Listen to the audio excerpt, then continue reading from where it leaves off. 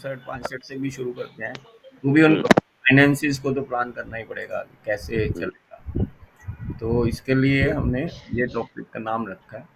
हम्म।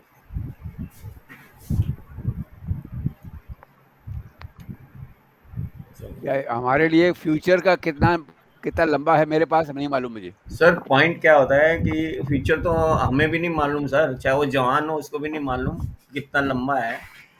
Issue ये नहीं होता है कि हमारे को पता ही नहीं है फ्रैंकली, बट अगर हम सबसे बड़ी प्रॉब्लम तब आती है जब हम लॉन्ग जी लिए। ये शॉर्ट रहे तो कहानी अलग हो गई। अगर हम लंबा जी लिए और हमारे पास पैसे नहीं है, हमने मैनेज ढंग से जोड़ा नहीं, तो फिर वो हमारे लिए वो बहुत बड़ी प्रॉब्लम हो जाती है। और अगर पैसा है तो लीगेसी के काम आ जाता है। तो इसलिए वो तो रखना ही पड़ेगा। बट हाँ, ये है ज़रूर कि अगर हम ये सोचते हैं कि अगले 15 साल 20 साल की हम प्लानिंग कर रहे हैं एटलीस्ट, तो वो तो अब डिपेंड करता है ना, हर एक को अपने अपना सोचना पड़ता है। व्हाई डू यू थिंक कि आपका फ्यूचर कितना है? आप 100 लेके चलो ना। हाँ जी सर। हेलो सोमनाथ जी। हाँ जी, सॉरी सॉरी। मैं कह रहा हूँ कि आप ये क्यों सोच के चल रहे हो कि भाई मेरा फ्यूचर कितना है? आप हमेशा योगा में भी यही बोलते हैं, 100 ईयर्स लेके चलो।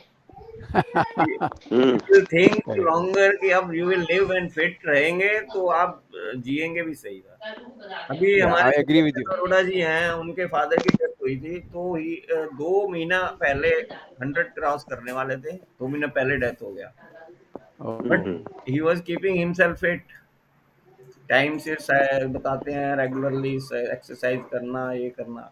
और दूसरा, मैंने अभी पीछे भी एक कोई क्लास अटेंड करी थी योगा की, उसमें भी यही कह रहे थे कि आप अगर थिंक करेंगे ना कि you will live you know with a good health for a longer time, even I may cross 100, आपकी सोच वैसी रहेगी तो आप शायद वैसी लाइफ भी बनती है। अब वो हम्म। भगवान जानता है कि हम बोलते हैं ना एंड उस कौन सी डेट को फुल स्टॉप लगाना है, वो तो हमें नहीं पता।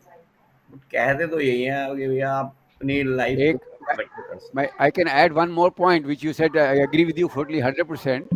Just want to say, हैं। जी। sometimes you plan that you hmm. have enough money for whatever period, hmm. but people forget to include the inflation factor. हाँ, वो तो है, वो तो That is one item which can kill everything else. वो true true, वो तो है ही यार। Yeah, please go ahead. I just made a comment. Yes sir. Sorry.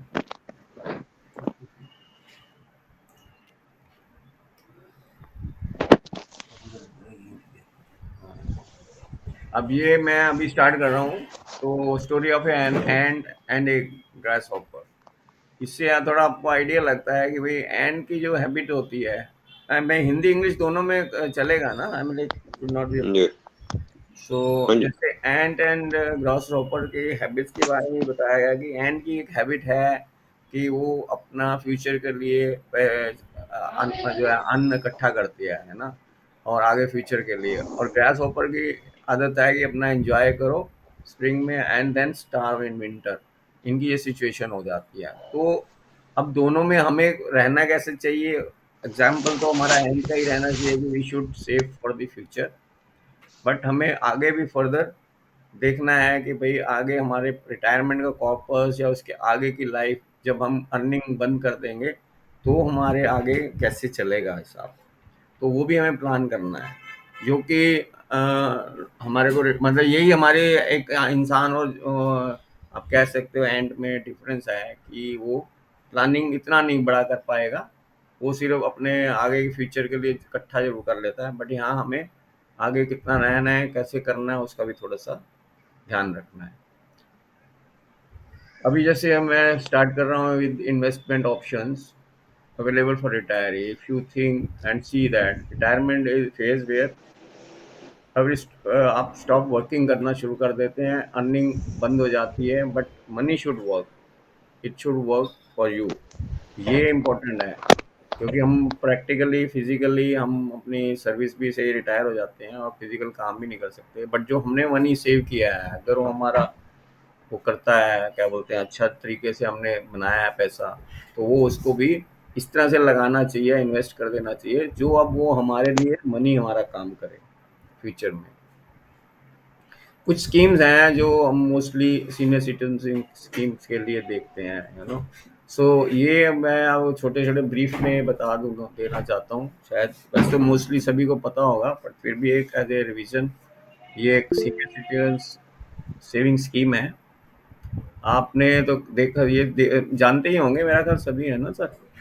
थोड़ा मैं इंटरेक्टिव रखूंगा, बीच में आप मेरे को रोक सकते हैं, पूछ सकते हैं कोई भी क्वेश्चन। ठीक है सर? तो ये सीनियर सिटीजन स्कीम है जिसमें हम लोग अबव 60 इयर्स के एज के ऊपर लगा सकते हैं।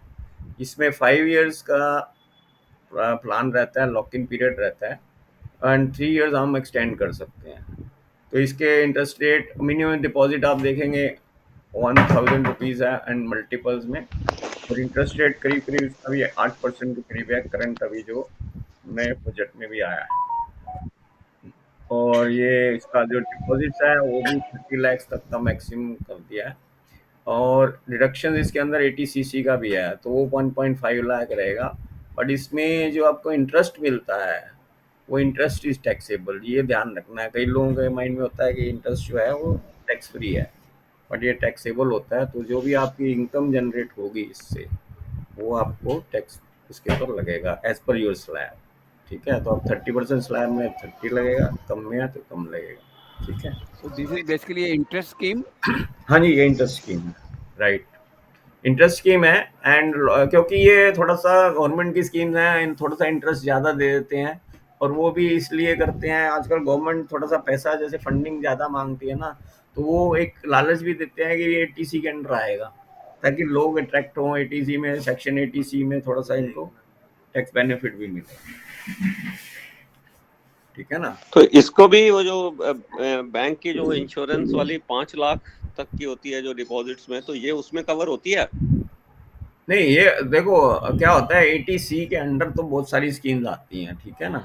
नहीं नहीं, एटीसी मैं बात कर रहा हूँ उसकी की जो सिक्योरिटी का, जैसे इन्होंने 5 लाख का एक बैंक डिपॉजिट्स पर गवर्नमेंट इंश्योर करती है कि इतना जरूर वापस मिल जाए अगर in the event of any failure of bank. वो देखो, ये पोस्ट ऑफिस की है सीनियर सिटीजन स्कीम में से, हाँ जो है वो बैंक की अलग गारंटी है सर। गारंटी में वो हाँ, सेविंग इसकी तो हो, अलग होगी। हाँ हाँ नहीं, बैंक की आप चाहे सेविंग अकाउंट हो में पैसा हो या एफडी में हो, on any of the FD, हाँ जी, वो बैंक की गारंटी है। मतलब हाँ आरबीआई जी, से अभी पहले 1 लाख होती थी, हाँ अब जी, पर अकाउंट आपकी गारंटी 5 लाख कर दी है। हाँ जी, हाँ जी, तो वो अलग चीज़ है, उसको तो गारंटी बैंक की तो रहेगी रहेगी।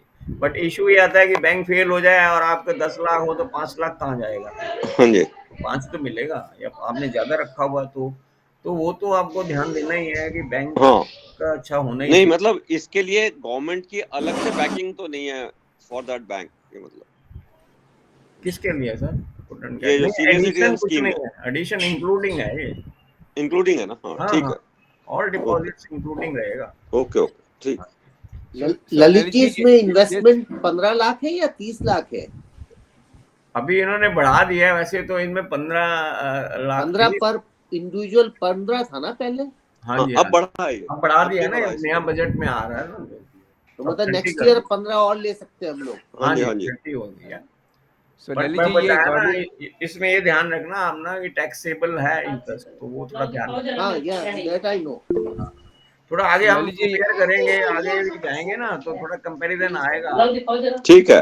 हाँ जी, हाँ जी, सोमनाथ जी कुछ पूछ हाँ रहे खाली थे? क्वेश्चन ये था कि ये स्कीम गवर्नमेंट की स्कीम है? हाँ जी, हाँ, अच्छा। Senior citizen saving scheme government की। अब ये भी प्रधानमंत्री है जो मैं अभी थोड़ी बता रहा हूँ, ये सारी post office and government scheme है। ठीक है सर? ये प्रधानमंत्री की जो पेंशन योजना थी वही स्कीम है। इसमें भी अब जो है 60 इयर्स एंड अबव की है, टर्म 10 इयर्स है, 7.2% इसका इंटरेस्ट है, and per annum, and monthly payable है, इसको पे किया जा सकता है मंथली। एंड मिनिमम डिपॉजिट जो है इसमें 15 लाख रुपए है। ठीक है? And maximum also is 15 lakh for monthly pension, minimum 1.5। Sorry, और जो टैक्स इसमें डिडक्शन है वो 1.5 लाख का, वही 80 सीसी का वो है।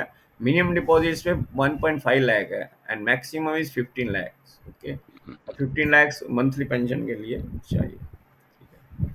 और इसका भी जितना मेरा ख्याल है, हाँ, इंटरेस्ट जो है वो टैक्सेबल है. ठीक है, ये भी ध्यान रखना. तो ज़्यादातर मैं ये आपको बताना चाहता हूँ, जितनी भी गवर्नमेंट की स्कीम होंगी, पेंशन स्कीम है या कोई भी होती है, मैक्सिमम उनमें टैक्स होता है. तो tax also is a very big problem I would say. So how can we save tax और हमारे को रिटर्न इतना ही मिले, वो हम आगे देखते हैं. सर ललित जी जरा इसको स्लाइड को वो कर दीजिए पिन, क्या चीज? पिन? मतलब सामने स्लाइड दिखे, वो दिख नहीं रही पूरी. अच्छा अच्छा, एक नहीं आ रही है, मैं तो आ रही है सामने. नहीं वो छोटी आ रही है, पता अच्छा, नहीं नहीं उसको बड़ी. पिन वो कर लो थोड़ा सा, खुद ऐसे बड़ा कर लो, वो हो जा रहा है. हाँ, ओके. वो करेंगे हमारे तो पिन है यहाँ से तो ठीक है.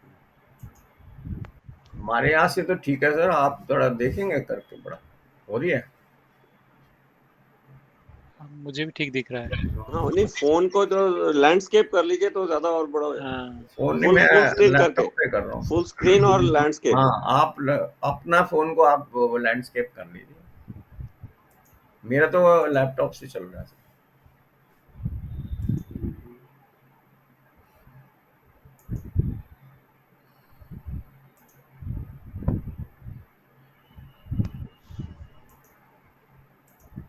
आ रहा है अभी, क्लियर हो रहा है थोड़ा. हेलो, आया सर कुछ आपको दिख रहा है अभी? अग्रवाल जी, अग्रवाल जी, हो गया सर, हो गया. हो गया हो ना? गया, ठीक है. ठीक है. चलिए, अब ये हमारे पोस्ट ऑफिस की भी मंथली एमआई स्कीम होती है, ये भी सब पुरानी है, आप सब जानते हैं. जी ठीक है. इसमें भी सिंगल एंड जॉइंट अकाउंट के हिसाब से है, और मिनिमम माइनर भी अबाउट 10 इयर्स का के नाम से ले सकते हैं. टर्म इसमें 5 इयर्स है, इंटरेस्ट रेट 17.1 है, और मिनिमम डिपॉजिट 1000 रुपीज़ है, and maximum 4.5 lakhs in a single account. अभी शायद ये भी मेरे को ध्यान नहीं है, मेरे को लगता है ये भी बढ़ा दिया या फिर 9 लैक्स ही रखा है. हाँ, पहले सॉरी 6 लाख होता था, हाँ बढ़ा दिया, तो इसको 9 लाख कर दिया. ठीक है, 4.5 लाख था और ये 9 लाख है अभी. फिर भी मैं आपको इसके ऊपर दोबारा से क्लैरिटी दे दूँगा. और ये अभी जो है, आपको इसका नाम भी सुना होगा, एसएस, सवर्णन गोल्ड बॉन्ड्स के बारे में. ये गोल्ड बॉन्ड्स क्या होते हैं? ये गवर्नमेंट की स्कीम है. आप अगर ये बॉन्ड्स खरीदते हैं तो फिजिकल बॉन्ड नहीं होता है, ये पेपर में लिखा रहता है, तो आपको बॉन्ड सर्टिफिकेट मिलता है इसमें. और ये आपको क्या कर देंगे, उतने मतलब का गोल्ड दे देंगे, जैसे करंट प्राइस जो भी होता है. तो जब निकलता है ये, उसी टाइम पे प्राइस भी साथ में डिक्लेयर होता है, उसके हिसाब से आपको बॉन्ड बन जाता है. इसमें 8 इयर्स का लॉक इन रहता है, सॉरी 8 इयर्स का पीरियड रहता है. इसमें 5 इयर्स के बाद आप इसे बेच सकते हो. तो 5 इयर्स के बाद आपको मतलब जो भी मार्केट रेट होगा वो मिलेगा, या 8 साल के बाद भी जो भी मार्केट रेट होगा उसके हिसाब से गोल्ड प्राइस मिलता है. तो आप बॉन्ड वापस करेंगे तो गवर्नमेंट ये आपको पैसे वापस देगी. इसमें एक और बेनिफिट थोड़ा सा है, in addition to direct gold आप लेते हो तो इसमें 2.5% का आपको एनुअली इंटरेस्ट भी मिलता है, which is you know another benefit. Because generally आप गोल्ड खरीदेंगे फिजिकल, तो आपको पता ही है फिजिकल में तो नुकसान ही है, क्योंकि उसमें चार्जेस भी लगते हैं, कटते भी हैं, making charge and all that. अगर इवन आप बिस्किट्स वगैरह भी लेते हैं तो भी उसमें थोड़े बहुत चार्जेस वो लेते हैं. थर्ड, उसमें फिजिकल गोल्ड होने की वजह से सेफ्टी फैक्टर भी आता है, आपको संभालना पड़ता है, खो ना जाए, चोरी ना हो जाए. इसमें ये बेनिफिट है कि आपको एक पेपर है which you can keep it, demat में भी रख सकते हो या कहीं पे भी, even follow number and all that, photo copy भी रखोगे तो भी ये आपको पेमेंट मिल जाती है, और इंटरेस्ट भी आपके रेगुलर आता रहता है अकाउंट में. और एट द एंड आपको गोल्ड प्राइस पे जब भी बेचेंगे तो आपको वो भी मिलेगा, पूरा वैल्यू भी मिलेगी. तो ये much better than a physical gold. Provident fund का भी आपको सबको क्लियर है. पीपीएफ हम लोग जो ज़्यादातर डिपॉजिट करते हैं, तो इसमें भी अब 7.1% का है, और इसमें अभी मिनिमम 500 रुपये का डिपॉजिट होता है, इसमें पार्शियल विड्रॉल भी होता है आफ्टर 5 ईयर 7 ईयर्स, 5 ईयर्स भी होता है बट पार्शियली होता है। एंड इनिशियल अगर नया अकाउंट खुलेगा तो 7 ईयर्स के बाद होगा। मैक्सिमम इसमें भी आपका जो है 15 लाख का डिपॉजिट कर सकते हैं, और उसके बाद एक्सटेंशन भी होता है। इसमें भी 15 साल का ही होता है ये भी, और इसमें हर 5 साल का एक्सटेंशन हो जाता है। और इसमें जो आपका एटीसी के अंडर है वो भी 1.5 लाख के करीब आपको टैक्स बेनिफिट मिलता है। For तो most ये of the भी, seniors, हाँ जी, this हाँ जी, limit 15 years must have passed already. हाँ, बट उसमें क्या होता है, अगर आपका कंटिन्यूस चल रहा है तो उसमें आप ना एक्सटेंशन ले सकते हो 5 साल, तो तो एक्सटेंड हो 20 जाता साल है। हो जाएगा, हाँ, 15 + 5, आगे भी बार 20 बार years. 5 5 साल की ले सकते हो। I think up to maximum 30 years तक आप ले सकते हो इसमें।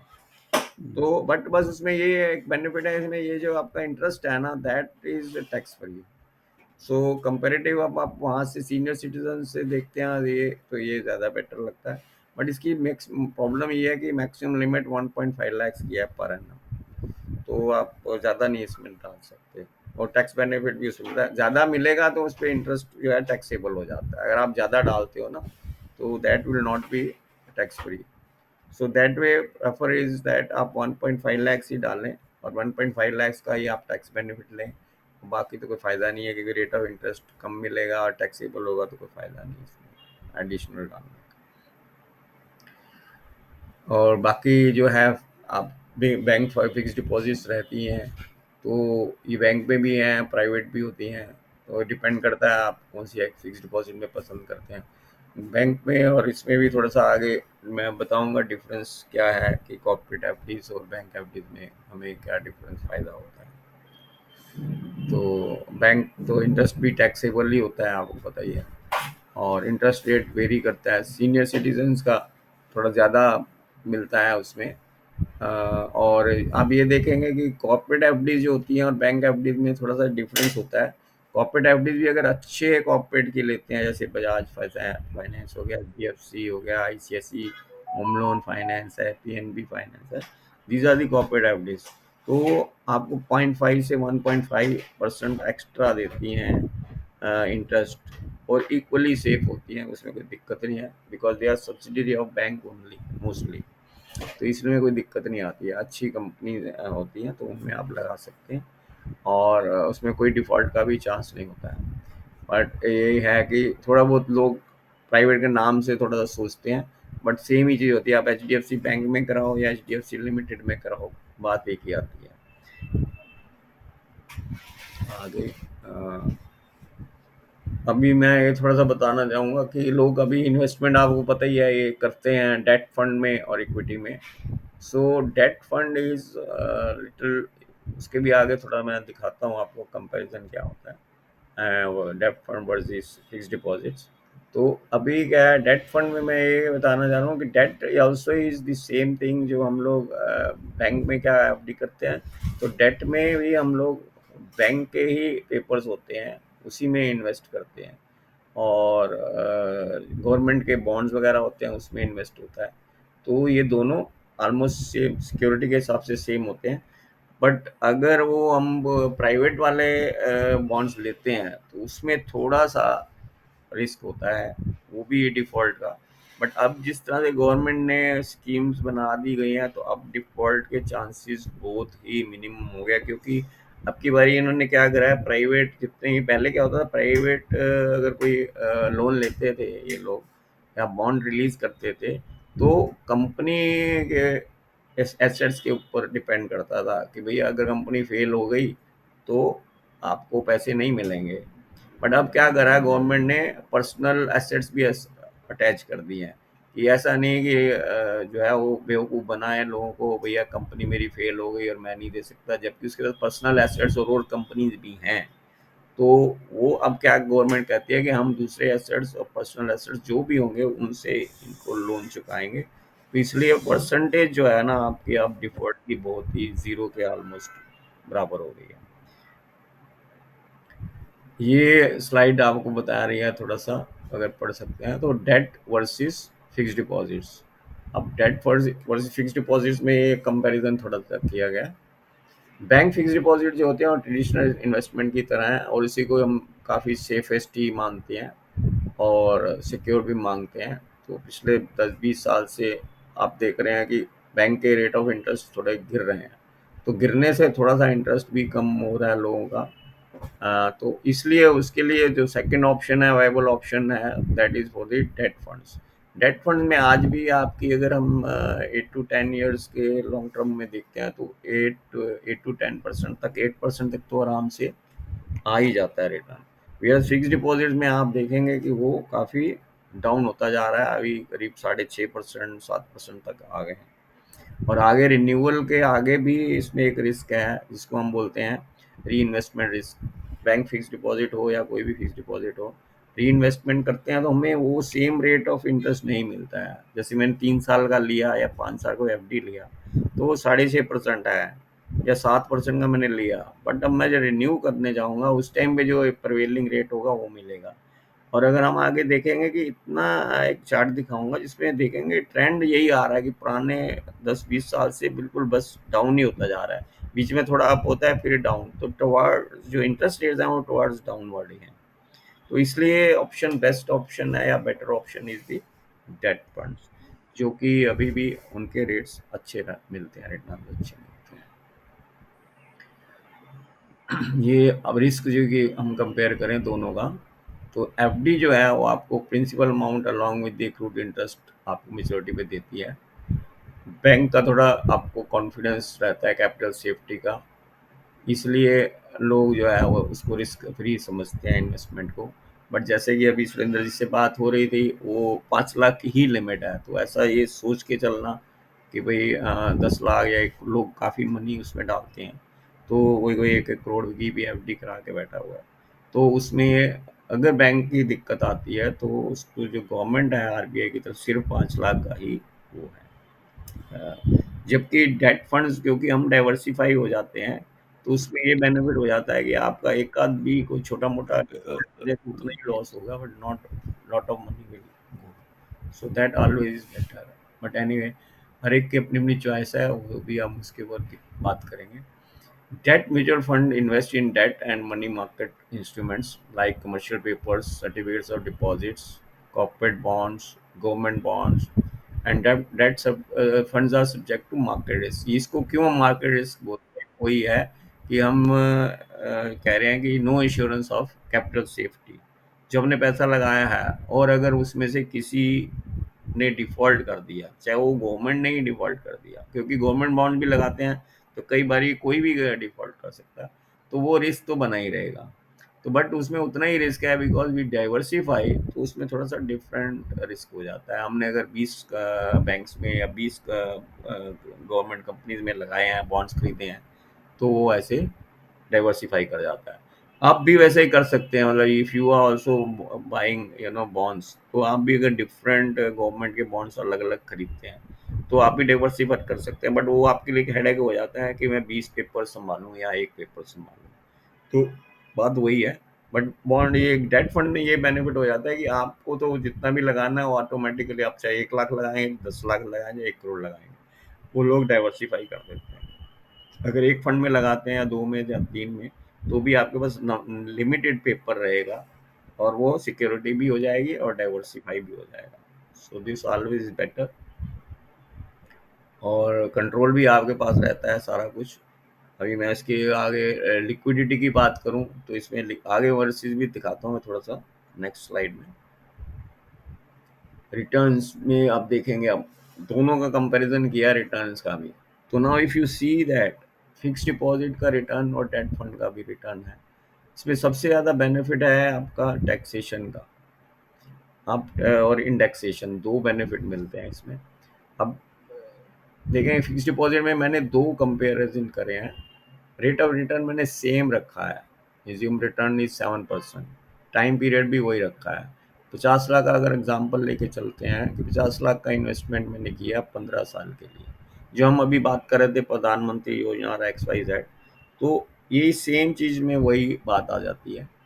अब इसमें देखेंगे हमने अगर 7% दोनों में इंटरेस्ट रेट रखा है और रिडम्पशन अमाउंट हमारी, हम पैसा जो ले रहे हैं at the end of the maturity, वो हमें 1,37,1,37,95,158 मिलता है, ठीक है, 50 लाख की इन्वेस्टमेंट है एट द रेट ऑफ 7%। तो इसमें टोटल इंटरेस्ट दोनों में जो कैपिटल गेन हुआ है वो हमारे पास 87.95.158 सेम ही है, ठीक है ना। अब इसमें फिक्स डिपॉजिट में देखते हैं तो हमने इंडेक्सेशन बिल्कुल नहीं होता है, इंडेक्सेशन रेट जो है हमने ज़ीरो लिया है, जिसकी अभी सोमनाथ जी बात कर रहे थे ना, इन्फ्लेशन वगैरह, तो फिक्स डिपॉजिट में इन्फ्लेशन ही नहीं है, इन्फ्लेशन का कोई ध्यान नहीं रखा जाता। जबकि डेट फंड में आप देख रहे हो हमने अज्यूम लिया 5%, वैसे ज़्यादा भी होती है तो हम 5-6% जो भी चल रही है इन्फ्लेशन एवरी ईयर वो वेरी करती है, हमने बट कांस्टेंट रख दिया कि अप्रॉक्सीमेटली हम एवरेज फॉर 15 ईयर्स 5% लेके चले, तो इन्फ्लेशन तो हमारे को कितना अफेक्ट पड़ता है। तो आगे देखते हैं हम, इंटरेस्ट कॉस्ट जो है हमारी बन रही है ऑन इन्वेस्टमेंट, तो इंडेक्स्ड कॉस्ट जो है हमारी, इसमें तो कुछ चेंज आएगा नहीं फिक्स डिपॉजिट में, बट इसमें हमारी इंडेक्सेशन कॉस्ट से प्राइस जो है, परचेज प्राइस बढ़ गया, 1 करोड़ कितना हो गया आप देख सकते हैं। और अगर हम उसके बाद माइनस करेंगे इन्वेस्टमेंट से, इंटरेस्ट से सॉरी माइनस करेंगे, तो हमारा टैक्सेबल इनकम आप देखते हैं तो फिक्स डिपॉजिट में तो 87 लाख के करीब बन रही है, और उसमें हमारी बन जाती है 34 लाख सिर्फ गेन जो हमारा बन रहा है अप्रॉक्सीमेटली।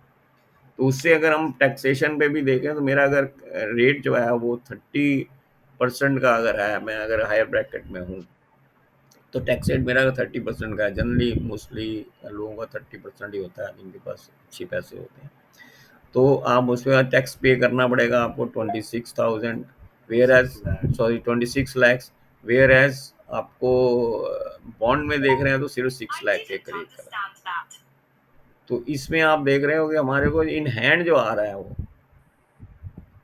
61 लाख 56,000 आता है इन एफडी केस में, वेयर एज इन डेट हमारे पास आ रहा है 81 लाख 15,000 रुपये, एंड टोटल इफ यू सी तो 19 लाख के 19.5 लाख के करीब हमने सेव किया है। कुछ क्वेश्चन है सर सोमनाथ जी आपका? हाँ, तो क्वेश्चन ये है एक तो पहले ये कि both FD and debt mutual funds, हाँ जी, there won't be any capital gain, so it will be only interest. So the नहीं डेट में तो हाँ यू आर राइट, डेट में दोनों में इंटरेस्ट ही हम लेके चल रहे हैं, एज्यूम रेट ऑफ रिटर्न लेके चल रहे हैं, correct. ठीक है ना। The second question was हाँ जी, that if we are talking about for seniors, say like 65, right, so if it is 15 years plan, so that will take you up to 80. Right. And नहीं देखो sir, ये मैंने ना सिर्फ compare किया है, it can be 10 years also, मतलब हमने एक कंपेयर किया है, ठीक है। तो क्योंकि अभी क्या होता है कि हम लॉन्ग टर्म की बात कर रहे हैं, तो हम 15 साल, अभी ये तो है नहीं कि हम बीच में विड्रॉ नहीं कर, यही अभी आगे फ्लेक्सिबिलिटी भी आएगी, आपको लिक्विडिटी का भी आएगा इशू, तो आप आराम से जैसे जब भी पैसा चाहें वो तो निकाल ही सकते हो। जबकि फिक्स डिपॉजिट में थोड़ा सा अगर आपने लॉन्ग टर्म किया तो उसमें आप जब भी ब्रेक करते हो तो वो भी आपको लूज होता है इंटरेस्ट, क्योंकि आपका एफडी रेट इतना मिलता नहीं है, और आप जैसे ही ब्रेक करेंगे तो वो भी दिक्कत आएगी। बट आप जैसे कह रहे हो कि 15 years may be for you, if you think I am 75 and then 15 है तो 90 होगा, वो बात ठीक है, but somewhere you have to think ना कि मैं 10 इयर्स का डिपॉजिट करूं या 15 इयर्स का। तो जो 60 साल के हैं, जो 65 साल के हैं, 70 साल के हैं, वो सोच तो सकते ही हैं लॉन्ग टर्म, अगर उनको रेगुलर इनकम चाहिए उसके हिसाब से बोल रहा हूँ। हाँ जी, now the next question, indexation rate, हाँ जी, that is decided every year. Yes sir. Indexation जो रेट होता है वो आता है हर साल, वेरी होता है, तो गवर्नमेंट डिसाइड करती है। तो Okay, thank जैसे you. हमारे कैपिटल गेन इसमें भी होता है ना सर, जैसे हम प्रॉपर्टी वगैरह लेते हैं तो Yeah, उसमें भी correct. कैपिटल गेन टैक्स होता है ना, तो उसमें भी इंडेक्सेशन होती है। तो Okay. सेम वे वो इंडेक्सेशन का एक वो रहता है, चार्ट रहता है, आपको चाहिए होगा तो मिल जाता है, कोई दिक्कत So नहीं। it is same for property and same for the investment. Indexation same रहता है, ये एक्चुअल में Okay, इन्फ्लेशन का ही तो है, इन्फ्लेशन है ना ये, yeah, correct. तो inflation is for everything is the same, so they keep Yeah. That way. Otherwise Okay, वैसे अगर प्रैक्टिकली आप पूछेंगे तो inflation in few things may be more, but government जो है आपको बेनिफिट सिर्फ यही देगी फिक्स का। अब जैसे एजुकेशन वगैरह में उसमें तो 12 13 15% की इन्फ्लेशन हो रहा है अगर आप या एजुकेशन करेक्ट। की कॉस्ट में देखेंगे। बट वो गवर्नमेंट जो है इन चीज़ों में आपको सिर्फ उतना ही देगी जो ये डिक्लेयर करेंगी। ठीक है सर। तो मेरा पॉइंट वही था कि अगर सेम चीज़ हमने 15 साल, ये सर एग्जाम्पल के लिए इसलिए लिया है ना क्योंकि आप अदरवाइज कंपेयर नहीं कर पाएंगे। अगर मैं 10 साल भी रख सकता था इसको ठीक है। और 15 साल भी रख सकते हैं, तो वो डिपेंड करता है। तो प्रॉपरली हमने तभी मैंने अब जेकर मैंने अगर ऐसे देखूंगा तो ज्यूम रेट मैंने अभी 7% रखा है, जबकि मेरे हिसाब से जो आप जी सैक वगैरह में जाते हो जो गवर्नमेंट के बॉन्ड्स हैं और उसके अंदर ही 8% तो आपकी मिनिमम एवरेज रिटर्न आती है ओनली इन प्योर डेट।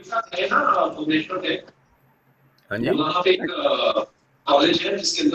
हाँ मनोजा, हाँ जी सर। ललित, वो इसमें डेट फंड के अंदर कोई लॉक इन तो नहीं होता ना? नहीं सर, कोई लॉक इन नहीं है। बिल्कुल ओनली नहीं। The benefit which you get is after जो इंडेक्सेशन का बेनिफिट है ना वो 3 साल के बहुत ज्यादा। पीरियड के बाद मिलता है बस। वो आप अगर 3 साल रख लेंगे ना तब आपको इंडेक्सेशन का बेनिफिट मिलना है। हाँ, वो कल के टाइम्स ऑफ इंडिया में भी कंपैरिजन एक दिया था, हाँ जी। डेट फंड वर्सेस एफडी, और उसमें वो 3 साल के उसने एग्जांपल दे के बताया हाँ हाँ हाँ, तो वही है वो कल तीन के। साल का। हाँ जी हाँ, बिल्कुल ठीक है। अब अब ये रिटर्न्स का तो हमने देख ही लिया था, और रिटर्न्स में आपने देखा ही है डिफरेंस जो एफडी वर्सेस डेट फंड का जो आ रहा है वो 19 लाख, बहुत बड़ी रकम है यार। और थोड़ा पीरियड कम कर लेंगे, मान लो 10 साल भी रखेंगे तो भी 10 लाख का डिफरेंस तो आ ही जाएगा।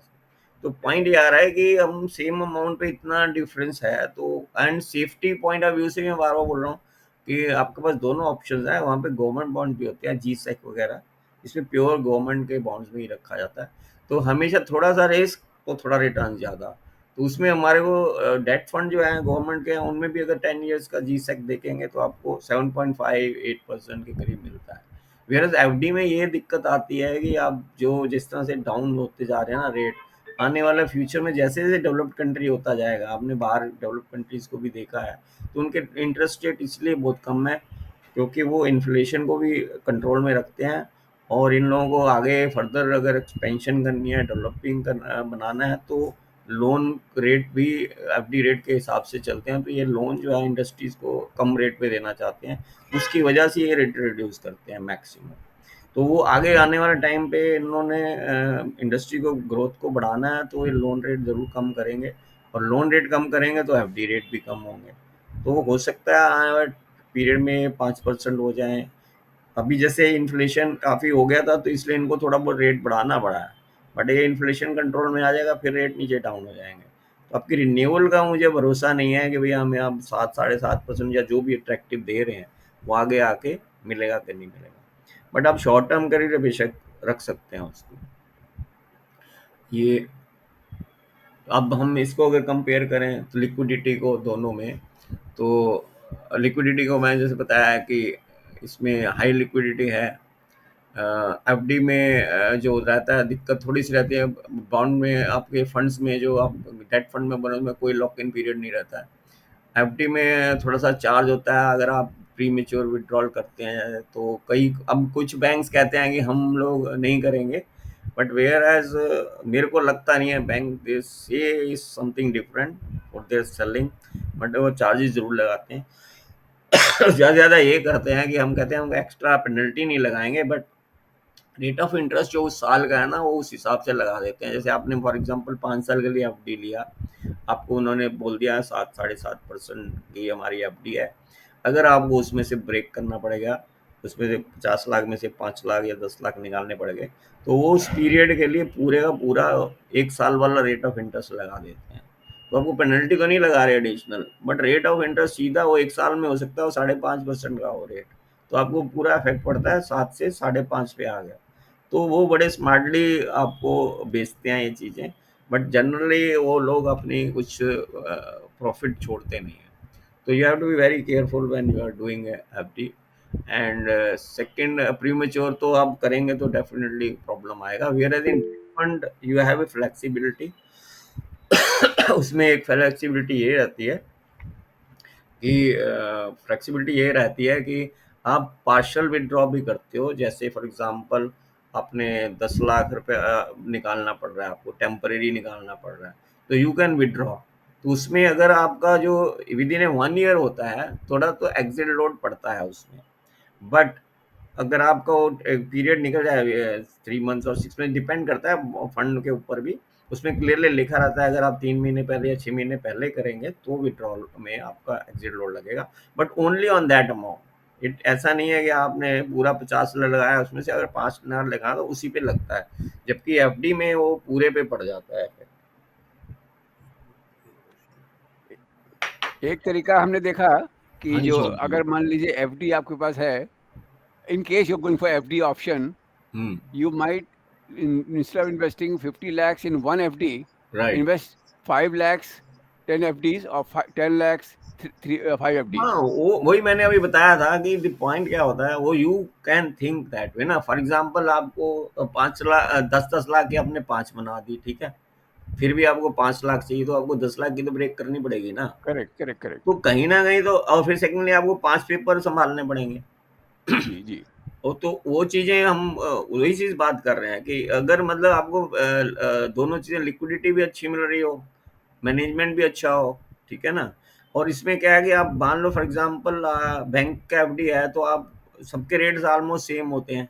आपको अब डेट फंड में आपके पास कंट्रोल भी है, आपको लग रहा है कि भैया ये मेरे को जो है मैं उसको भी डाइवर्सिफाई कर सकता हूँ 4-5 में। तो अगर मेरे को लग रहा है कि मेरे को आईसीआईसी वाले बॉन्ड फंड ज्यादा रिटर्न दे रहे हैं, तो I can switch over from one to another also.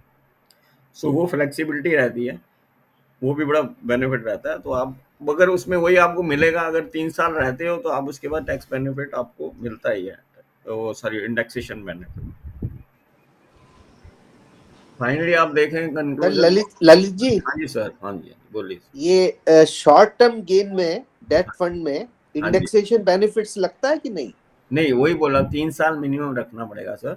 नहीं, मतलब इंडेक्सेशन बेनिफिट नहीं, शॉर्ट टर्म का क्या मतलब है? शॉर्ट टर्म गेन कैसा? शॉर्ट लेस टर्म देन तो 3 years, less than 3 less years. Than 3 years ना, तो वही कह रहा हाँ, हूँ, उसमें इंडेक्सेशन बेनिफिट नहीं मिलता। वो उसमें नहीं मिलता जो होगा। भी गेन होता है ना, उस पे सेम रेट होता है जो आपका ठीक एफडी ठीक, जैसे राइट टैक्सेशन। Right, understood. हाँ जी। अब ये अब कंक्लूजन में देख लेते हैं कि इफ यू सी दैट ये एफडी में तो हमारे को थोड़ा सेफ्टी है, but how in debt fund provides superior risk adjusted return आपको मिलते हैं, इसमें वही इंडेक्सेशन का बेनिफिट होने की वजह से, एंड टैक्सेशन का बेनिफिट मिलता है, जिसकी वजह से आपको कंपेरेटिव काफ़ी अच्छी रिटर्न मिल जाती है डेट फंड्स में। सिक्योरिटी पॉइंट ऑफ व्यू से तो मैं अभी भी कहूँगा कि पहले वाली सीन नहीं है अभी। एक आपको ध्यान होगा, अभी फ्रैंकलिन में दिक्कत आई थी पीछे, तो वो कुछ प्राइवेट कंपनी ने डिफॉल्ट करने की कोशिश करी थी, तो बट अभी सारा पैसा आ गया उनको, बिकॉज गवर्नमेंट ने रूल्स ही ऐसे टाइट कर दिए हैं कि everybody has to return the money. तो अभी उन लोगों ने सब पैसा दिया, कस्टमर्स को भी वापस सब पैसा मिल गया। तो बीच में उन्होंने जान के बॉन्ड्स को लिक्विडेट नहीं करा था, क्योंकि उस टाइम पे रेट बहुत कम हो गए थे बॉन्ड रेट्स। तो उन्होंने कहा अगर लिक्विडेट करता हूँ, मार्केट में बेचता हूँ कम रेटों पे, तो इन्वेस्टर को नुकसान हो रहा था। तो उस टाइम इन्वेस्टर को तो बहुत बुरा लगा कि उसका लॉक इन कर दिया गया, बट प्रैक्टिकली देखा जाए तो रिटर्न उनको सबको बहुत अच्छी मिली है in comparison. And now companies also have become very cautious about buying the bond from the different companies। तो इसलिए अब वो भी बहुत सिक्योरिटी के हिसाब से चलती हैं, एसेट्स वगैरह काफ़ी ज़्यादा रख लेती हैं, तो वो भी डिफॉल्ट का चांस बहुत कम है। ठीक है सर, और कोई क्वेश्चन है अभी इसके ऊपर, बॉन्ड और डेट फंड्स के ऊपर? इज ओके ना? सो The now only question I will have separately, Lalit ji, okay sir. in only very few cases, whether NREs can invest in the FDs, sorry, in the bond funds, fund, in the yes bond sir, fund. Yes sir, they can invest.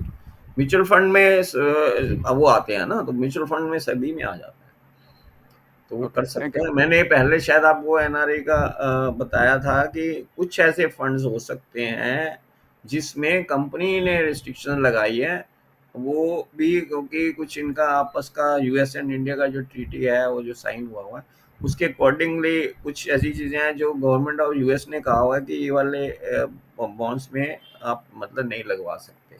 तो फिर वो company, कुछ company ने कहा यार इन झंझट में कौन पड़ेगा, हम यूएस में भी इन्वेस्ट करते हैं पैसा, तो उन कंपनियों ने सीधा ही एनआरआई को मना कर रखा है।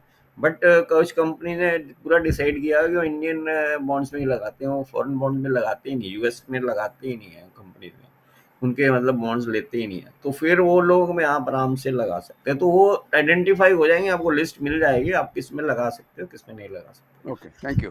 And this restriction only to Canada and US, बाकी को तो है ही नहीं। लेकिन हाँ, unfortunately, I'm in Canada. हाँ, आई नो, तो that's what I am saying कि आपके लिए सेपरेट इक्विटी फंड्स एंड वो लिस्ट है हमारे पास, वो भी मैं आपको शेयर कर दूंगा किसी टाइम कि आप कौन कौन से फंड में लगा सकते हैं। ठीक है सर। अब हम जाते हैं, जैसे हमने अभी एफडी और बॉन्ड में बात करी, तो उसमें हमें जो आपकी बात हो रही थी इन्फ्लेशन का बेनिफिट नहीं मिलता है ना, तो अगर हम अब थोड़ा सा इसमें इक्विटी पोर्शन डाल दें हल्का सा, तो जैसे फॉर एग्जांपल मैंने डेट भी लिया और उसमें मिक्स कर दिया मैंने 10 to 15% इक्विटी, तो वो बन जाएगा हमारा हाइब्रिड फंड। ठीक है, तो हाइब्रिड फंड में क्या हो जाता है कि आपको थोड़ा सा इक्विटी पोर्शन आने से आपको इन्फ्लेशन का भी बेनिफिट मिल जाता है, टैक्सेशन में भी बेनिफिट मिल जाता है, और दूसरा जो है वो क्या बोलते हैं हम इन्फ्लेशन का मेन कहेंगे कि वो जो हम एफडी में नहीं मिल पाता वो थोड़ा काउंटर कर सकते हैं। तो सेफ्टी पॉइंट ऑफ व्यू से भी हम डिसाइड कर सकते हैं कि मुझे कितना इक्विटी में रखना है और कितना डेट में। तो इसके लिए इन्होंने क्या करा है कि कंपनी ने ना एक ये बैलेंस फंड नाम से एक फंड्स निकाले हैं। बैलेंस फंड क्या होता है कि इसमें हमारा जो है कैपिटल अप्रिसिएशन भी होता है विद वेरी लो रिस्क, तो इसमें थोड़ा सा प्योर इक्विटी भी डाल देते हैं इसमें, और डेट और इसको बैलेंस करता है ये। जैसे फॉर एग्जांपल मार्केट ऊपर जाती है कभी, तो ये कंपनी वाले खुद ही फंड मैनेजर क्या करेंगे कि आपका शेयर मार्केट ऊपर गया तो उसमें जो इन्होंने के पास इक्विटी पोर्शन होता है, उसी इक्विटी पोर्शन को बेच के उसका प्रॉफिट बेच देते हैं, मार्केट ऊपर जाती है, और डेट खरीद लेते हैं। ऐसे ये रिवर्स भी करते हैं, जब मार्केट लो होती है तो ये डेट को बेच के इक्विटी ज़्यादा ले लेते हैं। तो इससे ये बेनिफिट ये होता है, अपने आप बैलेंस करते हैं, आपको कुछ करने की जरूरत नहीं है, अदरवाइज आपको खुद करना पड़ता है। तो हम लोग जैसे अभी मैं भी ऐसा अलग से बैलेंसिंग कर सकता हूँ। जैसे फॉर एग्जांपल आपने कहा जी मैंने वो 1 लाख रुपया लगाना है, तो मैं अपने हिसाब से बोलता हूँ ठीक है आपका हम 80% जो है जी डेट फंड में डाल देंगे और 20% हम इक्विटी में डाल देंगे। तो मैं अपने हिसाब से भी अपने इक्विटी फंड बना सकता हूँ आपका, और 80% डेट भी बना सकता हूँ, और जैसे जैसे मार्केट ऊपर नीचे होगी तो मैं बैलेंस कर सकता हूँ। बट उसमें थोड़ा सा डिसएडवांटेज ये हो जाता है, एक तो मुझे पर्सनली दोनों फंड्स को मॉनिटरिंग करना पड़ता है। सेकेंड पॉइंट आता है कि उसमें जो है अपना जब जैसे जैसे मार्केट ऊपर जाती है या नीचे आए तो मुझे बेचना पड़ेगा या खरीदना पड़ेगा। तो अगर वो शॉर्ट टर्म में हुआ तो उसमें short term capital gain tax भी लगते हैं। तो ये सारा कंट्रोल मेरे पास रहे, मतलब या आपको आपको टैक्सेशन में दिक्कत आती है क्योंकि इतनी सारी एंट्रीज हो जाएंगी, इसके लिए कैलकुलेशन निकाल के आपको देना पड़ेगा, और सीए भी बोलेगा यार बहुत ज़्यादा हो गया काम। तो इसके लिए क्या करा है इन्होंने कि ये बैलेंस फंड में डाल दो। बैलेंस फंड में क्या रहेगा, आपको कुछ नहीं करना है, टैक्सेशन का भी कोई इशू नहीं आता है, ना शॉर्ट टर्म कैपिटल गेन का, ना लॉन्ग टर्म कैपिटल गेन का, ये खुद ही बैलेंस करते रहते हैं। तो बैलेंस में भी अगर ये, और दूसरा इनको समझ भी रहती है कि भैया मार्केट हाई है इस टाइम तो इक्विटी मुझको बेच देना चाहिए, और मार्केट लो है तो मुझे इक्विटी खरीद लेना चाहिए। तो ये लोग खुद बैलेंस करते हैं, और इसमें शॉर्ट टर्म कैपिटल गेन और लॉन्ग टर्म कैपिटल गेन को इशू आपके ऊपर नहीं आएगा। आपका तभी आएगा जब आप खुद उसको 1 साल से पहले बेचेंगे बैलेंस फंड को, या फिर 1 साल के बाद, तो डिपेंड करेगा। और अगर 1 साल से पहले बेचते हैं तो वही शॉर्ट टर्म कैपिटल गेन लगता है, और 1 साल के बाद बेचते हैं तो लॉन्ग टर्म होता है। तो लॉन्ग टर्म में आपको बहुत ही कम हो जाता है क्योंकि बैलेंस फंड में भी 10% का टैक्स होता है। तो इन कंपैरिजन अगर हम करते हैं डेट फंड में तो वो 30% के करीब होता है, और आपके मतलब एफडीज वगैरह में। और यहाँ पे अगर हम इसमें लेके आते हैं तो हमारे को ये बेनिफिट मिल जाता है कि 10% का ही कैपिटल गेन टैक्स हो जाता है। बट इसमें डिसएडवांटेज ये भी, कैसे डिसएडवांटेज तो नहीं कहेंगे, 10% ही है। तो अब कभी भी इसमें लिक्विडिटी भी इक्वली है, जब मर्जी निकालना चाहें, जब मर्जी डालना चाहें।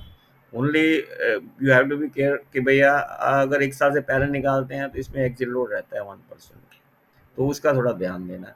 और अगर 1 साल के बाद निकालते हो कोई एक्सिट लोड नहीं है, पार्शियल निकाल सकते हो और पैसे डाल भी सकते हो, जब मर्जी चाहो डालो और जब मर्जी उसको वो करो, इन्वेस्ट करो। मुझे एक प्रॉब्लम आई थी मैंने जब ये यूज करता था हाँ जी। कि जो हमारे जो mutual fund manager when they sell it जी। and whatever capital gain they come, hmm, they send me that they have gained, but that capital gain becomes interest on me, not I mean basically I don't get benefit of the capital gain there because he has sold, not me. So he declares that capital gain in the end of the year, and hmm, that gets added to my interest income. नहीं, And हाँ जी, so that is not your capital gain, that is his company. But right. what happened was in 2008. So they kept on giving me capital gain. I kept on paying it, and the prices went down. So even though the capital gain was there, hmm, it was being treated as a interest, and it was a double side loss. नहीं but ऐसा मतलब अब पता नहीं आपके साथ ऐसा हुआ है, बट हमारे ऐसा हमने तो कभी नहीं सुना है कि भाई जो नहीं तो जस्ट अभी नहीं चाहिए, खाली नोट कीजिएगा कि जो capital gain made by the fund manager, जी, how is that treated in taxation, ये देखिएगा, नोट कर आपको लीजिएगा, बाद इंडिविजुअल में को बताएंगे। कोई सर नहीं फर्क पड़ता, हम्म। इंडिविजुअल पे कोई इफेक्ट नहीं आता, दैट आई नो, बिकॉज हम लोग अभी करते ही रहते But it's not treated as a capital gain. It's considered to be interest, नहीं, what I am saying is आपका capital gain, income rather, income. आपका जो कैपिटल गेन या इनकम जो भी है वो आपके जो परचेज प्राइस और सेल प्राइस का जो डिफरेंस है वही कहलाएगा। हाँ, that's correct. हाँ, I'm only talking इसमें about टैक्स, हाँ तो every year every year when जो they है tell you आप, that this, yeah, नहीं आप कहाँ ले रहे हो इसमें से एवरी ईयर, इनको इंटरेस्ट या विड्रॉल थोड़ा ना कर रहे हो, आपका तो बढ़ रहा है ना, जैसे पैसा आपने लगा दिया 10 लाख, तो अब ये जैसे जैसे प्राइस बढ़ता गया आपका, तो आपका वो वैल्यू बढ़ता गया, और जो आपका परचेज प्राइस है और जो वैल्यूएशन है उसमें अगर आप जब जब विड्रॉ करोगे तो वो डिफरेंस का कैपिटल गेन होता है ना sir. okay, you're right. But हाँ, if you have taken an option that you want to get distribution हाँ, to you every नहीं, year, वो उसमें सर मैं वो आगे बताता हूँ डिविडेंड डिस्ट्रीब्यूशन। उसमें yeah, डिस्ट्रीब्यूशन में भी वही होगा, बट उसमें टैक्सेशन लगे कैलकुलेट होता है, बट वो तब आएगा ना, अब जैसे बिफोर 1 ईयर आप निकाल रहे हो तो जो भी आपने कैपिटल गेन का अपने उसका अलग से निकल के आता है फॉर्मूले से, वो भी हमारे सॉफ्टवेयर ही निकाल देते हैं, और वो खुद कंपनी भी निकाल के देती है कि भाई आपका कितना okay. कैपिटल गेन हुआ, बिकॉज यू एक्चुअल जब आप विड्रॉ करते हो तो उसके बाद प्रिंसिपल अमाउंट भी साथ में विड्रॉल होता है और साथ No, में we are चला not talking about capital gain. We are not talking about selling the fund. We are talking about every year income being distributed by the company, fund company, जी। and how is that treated in tax. We'll talk about So, separately. We'll so just that take you are in, talking about the dividend, I believe, because in that yeah, case, dividend. we consider that as I a think it dividend. Is dividend distribution. हाँ, वो No, dividend but the distribution में capital तो gain made by them because they sold the product right, to balance it, they sell it. So right, they make capital gain. उनका So रहता capital है, gain देखो is वो तो true है, देखो वो जो टैक्सेशन रहेगा कंपनी के सेल पर चाहे परचेज में, तो वो तो एज पर दी इनकम टैक्स लॉ के हिसाब से वो तो उनको तो लगेगा ही लगेगा। correct. पॉइंट ये आता है कि नेक्स्ट नेट आपके जो आपको जो नेट मिल रहा है वो कट कटा के ही मिल रहा है, अपना जो भी टैक्स टुक्स लग गया उनके लग गया, आपको कुछ नहीं करना है, Okay. आपको सिर्फ टैक्स जो देना है We'll talk about अपने later. कैपिटल गेन पे देना है। हमारे केस में तो बहुत दिक्कत आ जाएगी ना सर, चर्निंग हो जाएगा और एक शॉर्ट टर्म कैपिटल गेन तो बहुत ज्यादा बन जाएगा अगर हम लोग खुद करेंगे, और वो कंपनी को भी उनको भी जैसे उन्होंने परमिशन इस टाइप से ली होती है कि अगर वो कितना कर सकते हैं और कितने तक उनको मिलेगा, तो उनके तो लॉज अलग हैं सर, जो ये म्यूचुअल फंड के अपने हैं ना इंटरनल सेल परचेज के, वो डिफरेंट है, उसको हम इतना समझ के कोई फायदा नहीं है उसको कि कितना लगेगा, हमें तो नेट से मतलब है ना कि मैंने जितना खरीदा, आज मैंने म्यूचुअल फंड में डाला, मैंने बैलेंस एडवांटेज फंड में फॉर एग्जांपल डाला, तो मेरे को तो अपने इससे कंसर्न है कि मुझे कितना बेनिफिट हो रहा है और मुझे उसमें से कितना टैक्स देना पड़ रहा है, टैक्स देने के बाद मुझे नेट बेनिफिट ज़्यादा हो रहा है क्या नहीं हो रहा, अगर मुझे 10% 9-10% का गेन हो रहा है उसमें मुझे 10% सिर्फ देना पड़ा, तो मेरे को फिर भी 9.1% का अगर एनुअलाइज्ड बेनिफिट हो रहा है after giving tax, it's always much better than FD. तो और बैलेंस एडवांटेज फंड का यही तो बेनिफिट है कि आप ये कह रहे हैं कि हमें थोड़ा सा इक्विटी में डालने से इन्फ्लेशन को भी बीट करता है। और अगर लॉन्ग टर्म देखो, हमारी जनरली क्या माइंड सेट जो है ना, हम अभी भी पीछे से जाएंगे तो फिक्स डिपॉजिट और पोस्ट ऑफिस स्कीम में बहुत ज़्यादा है। और ये क्या है, ये जैसे होता है ना कि हैबिट बन जाती है, इनहेरिटेड आ रही है, हम लोग थोड़ा सा चेंज होने में घबराते हैं। बट प्रैक्टिकल देखा जाए तो पुराने जितने भी अगर एफडीज हैं, पहले तो गवर्नमेंट ने भी बंद कर दिए थे पोस्ट ऑफिस स्कीम में, इंटरेस्ट ये कम कर दिया, सब कुछ कर दिया, तो लोगों को यही समझाने के लिए कि they should come out from that type of scheme and come to the ये practical mutual funds and that type of scheme में ज़्यादा लगाएं। बट वो रीज़न यही था कि माइंडसेट चेंज करने वाले, अभी भी वही लोगों के दिमाग में एक सेफ्टी सेफ्टी फैक्टर से लेके चल रहे हैं। बट अगर आप देखेंगे तो उनका जो इन्फ्लेशन को ना बीट करके इनका अपना प्रिंसिपल भी कम होता जा रहा है with the time, which is very dangerous. I am like आपको, और इंटरेस्ट रेट जिस तरह कम होते जा रहे हैं और मुसीबत होती जा रही है। तो लोग ना ये चीज़ को सोच नहीं पा रहे हैं और सिक्योरिटी को लेके बहुत घबराए हुए हैं और घबराते हैं, और वो बिल्कुल लगाते ही नहीं है। तो मेरी रिक्वेस्ट ये है कि if for example if you are having a 50 lakhs of rupees, आप बहुत ज़्यादा सिक्योरिटी में जाते हो, अब 5 लाख रुपया सिर्फ लगा दो and see that the difference in 5 years time. आपको अपने आप आपको समझ में आएगा कि यार मैं 5 लाख यहाँ भी लगाया, 550 55, आप 85 45 अपने पास ही रखो सेफ्टी पॉइंट ऑफ व्यू से भी, तब भी आपको मालूम पड़ेगा कि मेरे को कितना सिक्योरिटी और कितना डिफरेंस है और लिक्विडिटी कितना बेनिफिट मिल रहा है यहाँ। अब हम लोग थोड़ा सा अभी ये कुछ उसके ऊपर डाउट है, अभी अभी कोई क्वेश्चन है बैलेंस फंड्स पे, तो मैं पहले उसको क्लोज कर। Is there any doubt? नहीं है ना सर? No, thank you. ठीक है। अब हम ये, अब किसी का क्वेश्चन था एक्सचेंज ट्रेडेड फंड्स के ऊपर, राइट? तो एक्सचेंज ट्रेडेड फंड्स तो ईटीएफ जिसको हम बोलते हैं शॉर्ट में, वो एक तो क्लोज एंडेड स्कीम्स के होते हैं, म्यूचुअल फंड स्कीम्स में की तरह, और ये कई तरह के उसमें लगाए जाते हैं, जैसे gold metals and other themes में भी ईटीएफ होते हैं। ये फुल्ली बैक्ड होते हैं, सेफ होते हैं एसेट्स के साथ, ये लिस्टेड भी होते हैं एंड डीमेट अकाउंट में भी रखे जा सकते हैं, और ये ट्रेड होते हैं ऑन द एक्सचेंज। तो इसमें किस तरीके से होता है ये दोनों में डिफरेंस म्यूचुअल फंड और एक्सचेंज ट्रेडेड में, कि आप ये देखेंगे कि एक्सचेंज ट्रेडेड जो फंड्स होते हैं वो टाइम के हिसाब से, जैसे स्टॉक मार्केट का होता है ना प्राइस, इस तरह इनका भी प्राइस रहता है। तो मान लो मार्केट चल रही है सुबह 9 बजे से लेके 3 बजे तक, तो इसका भी प्राइस वेरी करता है फ्रॉम टाइम टू टाइम। तो आप बिल्कुल स्टॉक की तरह ही इसे ट्रेड कर सकते हैं। तो जो भी प्राइस पे आपने बेचा, तो आप वही प्राइस पे आप मिलेगा, ऐसे खरीद भी सकते हैं। और बट इसमें एक एडवांटेज डिसएडवांटेज ये रहती है कि इसमें आपको ब्रोकरेज लगती है। इस सेम में म्यूचुअल फंड में भी अगर आप इन्वेस्टमेंट करते हैं, तो वो क्या है, थोड़ा सा हम लोग उसको बेटर फील करते हैं। उसमें आपका एक तो फंड मैनेजर के हिसाब से कंट्रोल होता है, क्योंकि हमें एक्सचेंज ट्रेडेड में अगर कोई ट्रेड कर रहे हो तो आपको बेनिफिट कहीं दिख रहा है, आप सेल परचेज में, तो आपको फ़ायदा है।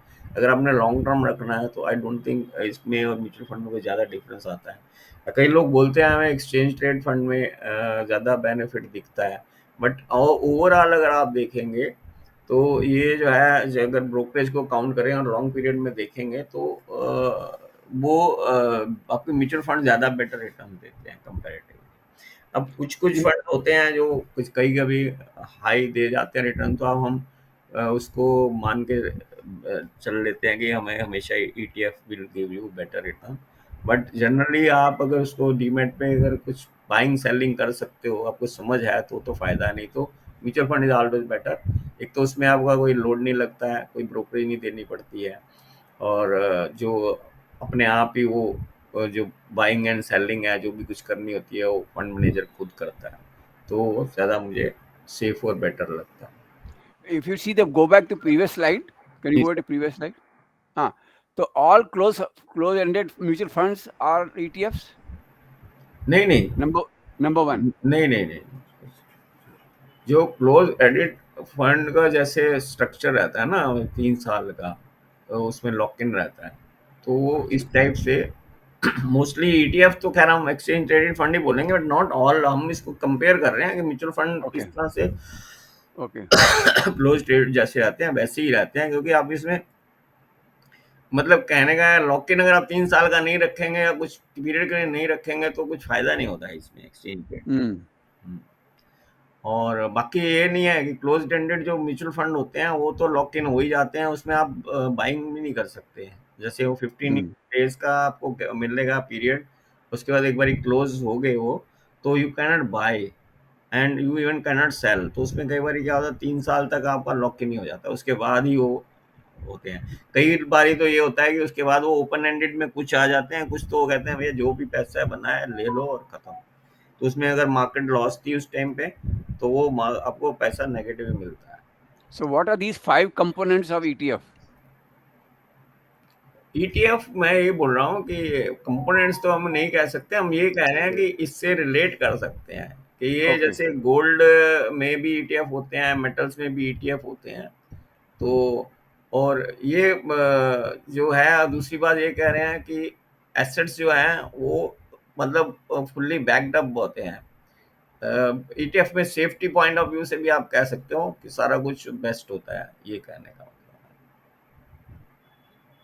और लिस्टेड भी रहते हैं, आपने देखा ट्रेडेड भी हैं, ये डीमैट अकाउंट में स्टॉक की तरह बिहेवियर होता है इनका। Okay. ठीक है।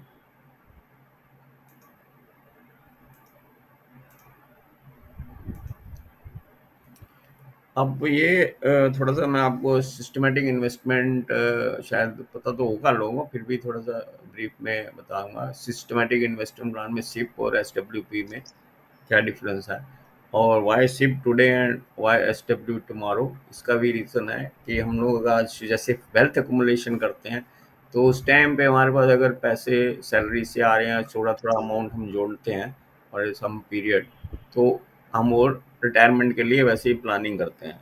तो अगर मान लो मैं 40 साल का हूँ तो मैंने, या 50 साल का हूँ तो मैंने उसको इन्वेस्ट करना शुरू करा, और उसके बाद सिप लगाई, और उसके बाद मैंने विड्रॉल करना रिटायरमेंट शुरू करा। तो अभी इसमें सिप का मतलब यही है सिर्फ सिंपली कि हम लोग सिस्टमेटिक इन्वेस्टमेंट करते हैं in a very small amounts regularly on interval, जैसे मंथली भी हो सकती है, क्वार्टरली हो सकती है, तो और वीकली भी होती है, इसमें डेली भी होती है। तो ये डिपेंड करता है आपका क्या हुआ है। और इसमें बेनिफिट सिर्फ क्या होता है सिस्टमेटिक इन्वेस्टमेंट में, आपको एक तो डिसिप्लिन मेंटेन हो जाता है, दूसरा आपका reduces cost of unit due to rupee costing averaging. Rupee costing averaging का मतलब ये होता है कि जैसे हम लोग मार्केट में अभी डेली या वीकली या मंथली लगाते हैं तो मार्केट ऊपर नीचे होती रहती है, तो हम कभी उसको हाई प्राइस पे यूनिट्स को खरीदेंगे, कभी हम लो प्राइस पे खरीदेंगे। तो इन लॉन्ग टर्म में आप देखेंगे तो हमारा जो कॉस्ट है वो एवरेज हो जाता है। तो इस तरह से वो आपको एक प्रॉपर उससे मिल जाती है। सिस्टमेटिक विड्रॉल प्लान जो है उसमें भी सेम ही है, हम इसको रिवर्स बोलेंगे सिस्टमेटिक विड्रॉल में। इसमें हमारा पर्पज़ ये होता है कि मैं अब डिस्ट्रीब्यूशन फेज आ गया, मैंने एक बारी अच्छी वेल्थ एक्मुलेट कर ली, 10 साल या 15 साल पैसा जोड़ के काफ़ी पैसा बना लिया, अब मेरी रिटायरमेंट आ गई तो उसको मैं अब उसी तरीके से विड्रॉल करना पसंद करूँगा, ताकि मेरे को हर महीने मेरे आराम से पैसा भी मिले, और एक तो ये कन्वीनियंट है आपको काफ़ी, इसमें पॉसिबिलिटी ऑफ हायर रिटर्न भी काफ़ी अच्छी रहती है, इसमें टैक्स एफिशिएंसी भी है और डाइवर्सिफिकेशन, ये सब बेनिफिट्स सिस्टमेटिक विड्रॉल प्लान्स में लगाने का है। और वो भी हम धीरे धीरे आगे और थोड़ा डिटेल में जाऊंगा। इसमें और बेनिफिट्स क्या हैं आपके सामने कि रेगुलर इनकम एक बना सकते हैं आप, दूसरा आपको टैक्स बेनिफिट भी मिलता है। जैसे मैं बताया, हम जो एक रेगुलर इनकम बनती है तो इंटरेस्ट में क्या होता है, पूरे इंटरेस्ट जो हमारा टैक्सेबल होता है, इसमें हमारे थोड़ा थोड़ा प्रिंसिपल भी साथ में आता है तो टैक्स बहुत कम हो जाता है, तो टैक्सेशन बेनिफिट भी बहुत मिलता है। रिड्यूस्ड भी होता है इसमें आपका मार्केट का इम्पैक्ट, क्योंकि मार्केट ऊपर नीचे भी है तो मैंने ज़्यादा एकदम विड्रॉ नहीं किया, तो थोड़ा थोड़ा विड्रॉ कर रहा हूँ, तो उसका भी हमारा जो है मार्केट अगर नीचे है और कभी ऊपर है तो हमारे इम्पैक्ट से हमारा वैल्यूएशन बेटर बना रहता है इसमें, जो भी पैसा मेरा ऑलरेडी लगा हुआ है। नाउ ये SIP today and SWP tomorrow की जो बात कर रहा था, मैं उसका एक थोड़े से एग्जांपल अब दिखाऊंगा कि हम अगर जैसे सिप करते हैं सिस्टमेटिक इन्वेस्टमेंट में लगाते हैं पैसा, और फिर थोड़े टाइम के बाद हम उसको विड्रॉल शुरू करते हैं फॉर ओवर डेली या मंथली इन्वेस्ट खर्चों के लिए, उस पर्पज़ के लिए हमें कॉर्पस तो जनरेट करना ही पड़ता है। तो हम जैसे बैंक की अभी हम बैंक में एफडी वगैरह रिन्यू कराते हैं। आप देखा होगा, मैं तो काफ़ी टाइम से देखता हूँ, लोग सर्विस में शुरू होते हैं, वो एफडी रिन्यू ही होती रहती है एंड अप टू रिटायरमेंट तक एफडी रिन्यू होती है। उनको लगता है मैं बहुत पैसा बन रहा है मेरा, but as I told you before कि वो ही लोगों की एक मिथ रह जाती है माइंड में कि मेरा जो पैसा बहुत बन रहा है मेरा, क्योंकि कंपाउंडिंग हो गए थोड़ा मिल जाता है, बहुत अच्छा अट्रैक्टिव लगता है, बट प्रैक्टिकली वो इन्फ्लेशन को भी बीट नहीं करता है। तो वो अगर देखा जाए, जो आपने जितना भी एक्यूमुलेट कर लिया, फॉर एग्जांपल आपने 1 करोड़ 1.5 करोड़ बना भी लिया एफडी में, अब वही मकान अगर उस टाइम पे आपने उतना ही पैसा किसी मकान या किसी प्रॉपर्टी या किसी म्यूचुअल फंड में लगाया होता तो उससे कई गुना ज़्यादा एक तो बन जाती वैल्यू, दूसरा आज की डेट में उसी पैसे खरीदने जाओगे तो आपको इन्फ्लेशन बीट नहीं हो रहा, तो वो आपको खुद को रियलाइज होगा कि यार मैंने ये एफडी में ज़्यादा बनाया नहीं पैसा।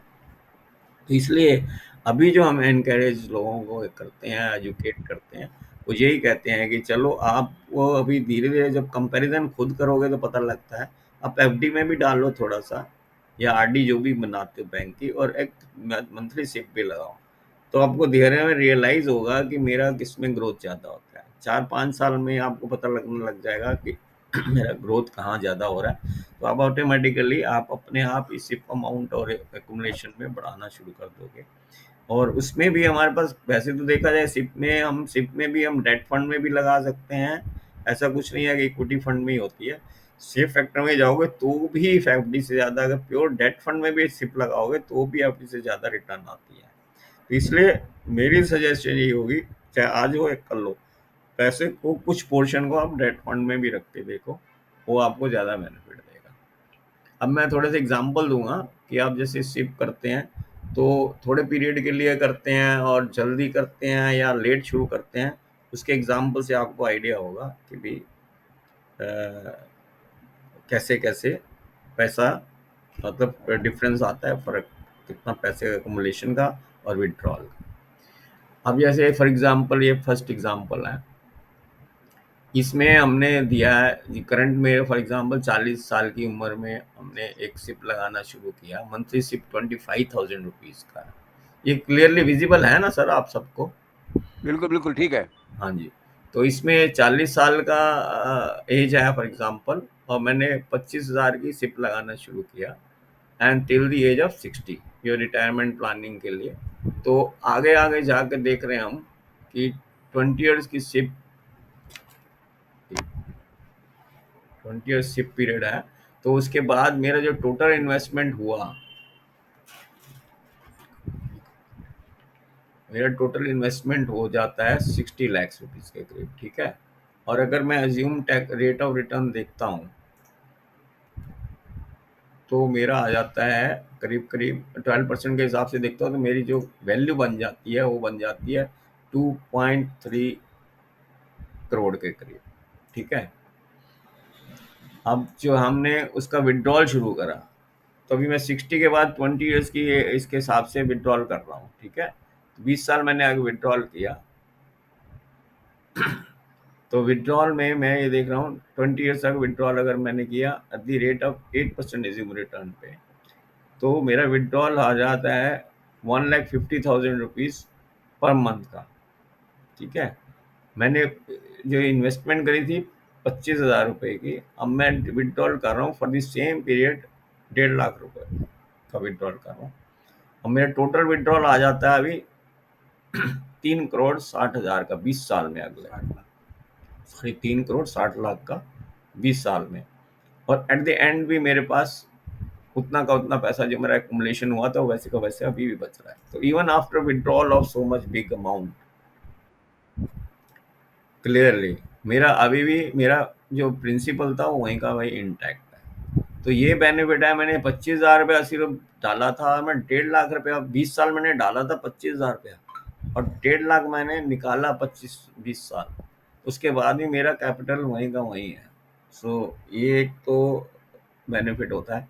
वो रीज़न क्या है उसका कि क्योंकि मैंने जो अज्यूम रेट ऑफ रिटर्न लिया है, आपका जो इक्विटी मार्केट में और या हाइब्रिड में भी अब लेंगे तो 10 to 12% आराम से हो जाता है। मतलब अगर अच्छे इक्विटी फंड में लग गया तो 15% से भी ऊपर होता है आज की डेट में।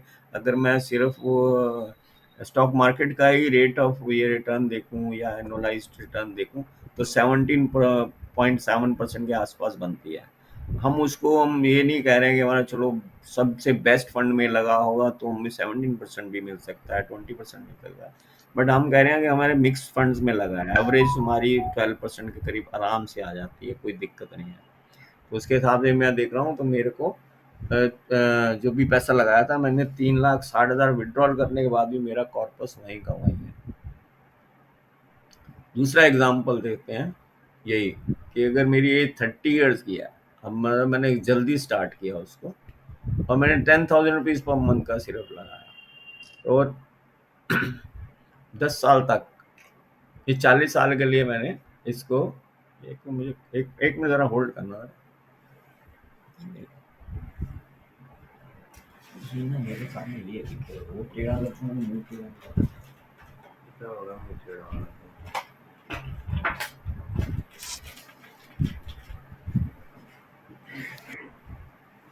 हाँ जी, हाँ जी। तो अभी इसमें करंट एज आपने एग्जांपल में देखी 30 इयर्स, ठीक है, और मंथली सिर्फ 10,000 की, और मैंने 10 साल से लगाया है 40 साल तक टिल एज 40 इयर्स। 10 इयर्स का मेरा सिप पीरियड रहा, उसके अंदर मैंने सिर्फ 12 लाख रुपए का इन्वेस्टमेंट किया, और उसके ऊपर अगर मैंने उसको, अब इसमें मैं सिर्फ ये कह रहा हूँ कि मैंने सिर्फ 10 साल लगाया और मैंने 10 साल होल्ड किया, पैसा लगा के छोड़ दिया, तब मेरी एज्यूम रेट ऑफ रिटर्न पे बनता है 20 साल में के बाद 2,16,00,000। तो मैंने अभी सिर्फ 10 साल पेमेंट करी है, वो भी 10,000 के हिसाब से, ठीक है। पहले मैंने एग्जाम्पल दिया था 25,000 के हिसाब से, मैंने 20 साल करा था। अभी मैं सिर्फ ये दिखाना चाह रहा हूँ कि अगर जल्दी स्टार्ट करें इवन कम अमाउंट पे भी तो भी आपको उतना ही करीब बेनिफिट मिलता है। मैंने 10,000 का सिर्फ किया, 10 साल सिर्फ करा है मैंने, और मेरा 12 लाख रुपए का इन्वेस्टमेंट है। उसके बाद मैंने उसको मार्केट में छोड़ दिया, मैंने उसको विड्रॉल नहीं किया। अनदर 20 इयर्स, ये होल्डिंग पीरियड मेरा 20 इयर्स रहा। तो आप देखेंगे कि 2 करोड़ मेरा 16 लाख रुपए मेरा एकुमुलेट हो गया। अब मैंने उसको विड्रॉल शुरू किया 60 एज के बाद, टिल 30 इयर्स मैंने उसको विड्रॉल किया, withdrawal at till age of 90। No period of withdrawal also is 30 years. 8% के रिटर्न के हिसाब से मैंने मतलब विड्रॉल किया है रेट पे, और मेरा पर मंथ जो है 8% के हिसाब से 1,40,000 मैंने हर महीने विड्रॉल किया। तो टोटल विड्रॉल मेरा बन जाता है 30 साल में 5 करोड़ का। ये विड्रॉ करने के बाद भी मेरा कॉर्पस जो है वो, या जो भी मैंने जोड़ा था वो पैसा मेरा का वहीं रहता है। सो ये अगर आप देखते हो कि मैंने थोड़ा जल्दी शुरू करा और मैंने कम पीरियड के लिए भी करा, उसके बाद मैंने उसको इन्वेस्टमेंट करना बंद भी कर दिया, तो मेरा पैसा मार्केट में अपने आप इतना अच्छा ग्रो हो जाता है। और उसको मैंने फिर निकाला भी तो अच्छे खासे पैसे 1,40,000 रुपीज़ पर मंथ निकाल रहा हूँ मैं, जाके मैंने सिर्फ 10,000 रुपये पर मंथ दिया था और मैंने सिर्फ 10 साल दिया था, अब मैं 30 इयर्स के लिए निकाल रहा हूँ। इसमें आप देखते हैं तो एंड में जाके आपको 2 करोड़ 5 करोड़ निकालने के बाद भी आपके पास 2 करोड़ 16 लाख करीब बच रहा है। तो इस तरह से ये काफ़ी बेनिफिशियल दिखते हैं मार्केट में, और इट्स नॉट लाइक कि ये सिर्फ थ्योरेटिकल एग्जांपल है, ये प्रैक्टिकल एग्जांपल्स हैं और कैलकुलेशंस प्रॉपर की हुई हैं। एग्जांपल अब थर्ड है, जैसे आपके एग्जांपल थोड़े से एग्जांपल इसलिए दिए हैं थोड़ा और क्लैरिटी आएगी कि कितने साल के लिए हम करते हैं और उसको कम पीरियड के लिए भी करते हैं और देर से शुरू करते हैं, तो हमें देख कितना फ़र्क पड़ रहा है। अब आप एग्ज़ाम्पल देखिए, 40 साल की एज पे मैंने स्टार्ट किया, वहाँ मैं 30 इयर्स की स्टार्ट कर रहा था, 40 साल की एज पे स्टार्ट किया मैंने, 40,000 रुपया महीने का, और टिल एज अब मैंने 10 साल सिर्फ किया है, 40,000 रुपये महीने। 10 साल मेरा सिप पीरियड हो गया, ठीक है?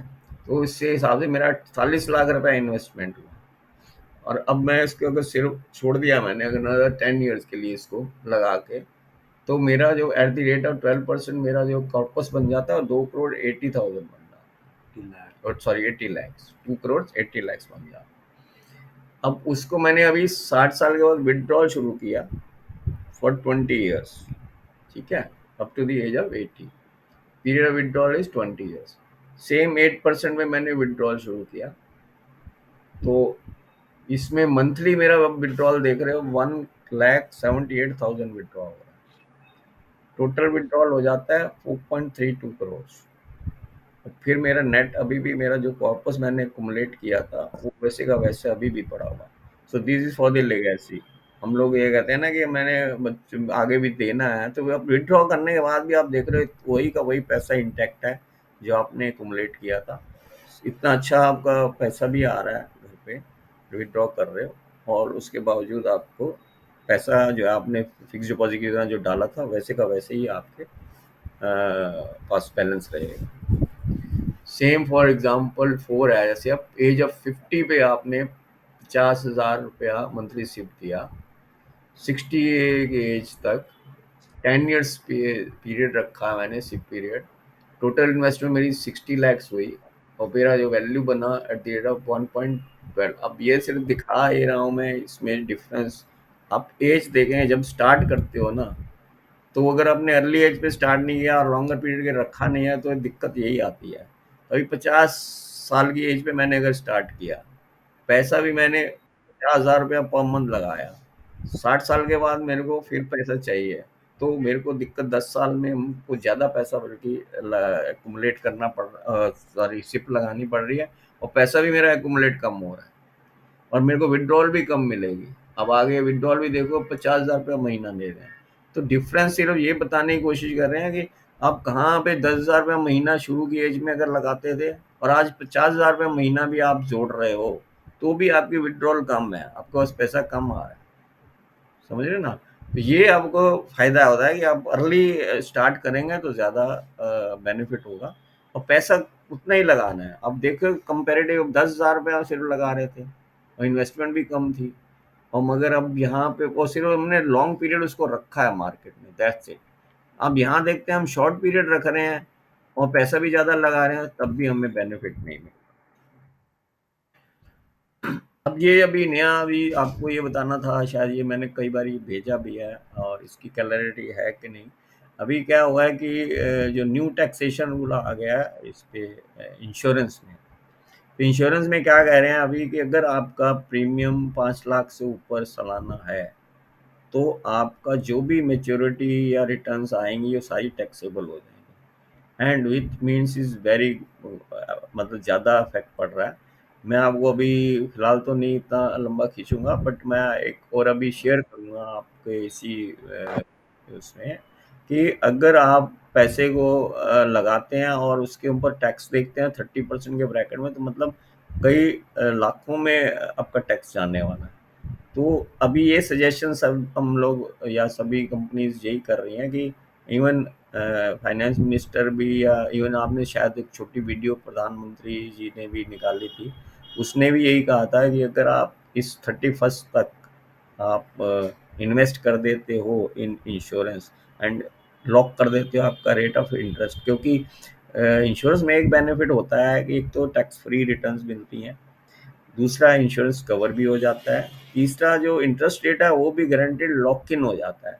तो अगले अगर 25 साल 30 साल का भी किसी का प्लान ले लिया, तो आपका इंटरेस्ट रेट लॉक इन हो गया, वो फिक्स रहेगा, कुछ भी हो जाए, और मार्केट से लिंक्ड होता नहीं है, डिपेंड करेगा आप मार्केट लिंक पॉलिसी लेते हैं, बट हम कह रहे हैं फिक्स रिटर्न की भी लेंगे, तो उसमें आपको एक लॉक हो जाएगा रिटर्न और टैक्स फ्री होगा।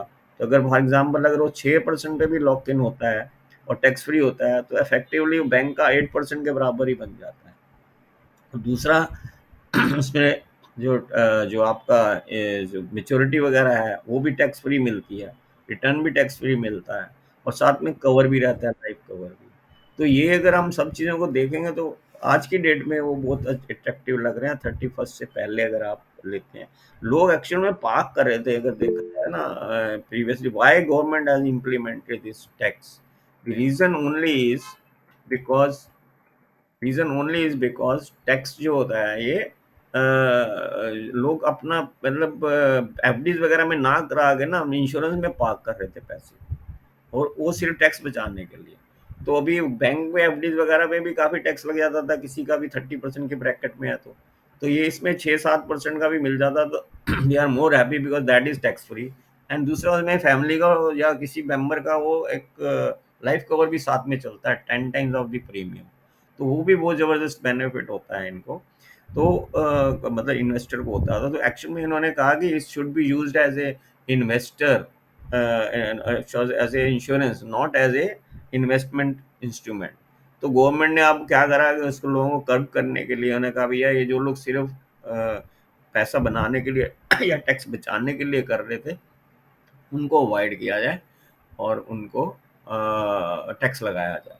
तो अभी फ्रॉम 1 अप्रैल ये टैक्सेबल हो जाएगा, ठीक है। तो अभी भी आपके पास टाइम है कुछ उसके ऊपर इंक्वायरी करनी हो, पूछना हो, और मैं शेयर करूंगा अभी थोड़ा सा टैक्स के ऊपर भी आपका एक पीपीट यहाँ पे पीडीएफ, जिसमें आपको थोड़ी टैक्स कैलकुलेशन भी पता लग जाएगी कितना फर्क आ रहा है आज की डेट में। हाँ जी One सोमनाथ जी, question, जी हाँ जी सोमनाथ जी बोलिए one question, Lalit, जी। कि these are the endowment policies basically. The right, policies are, yeah.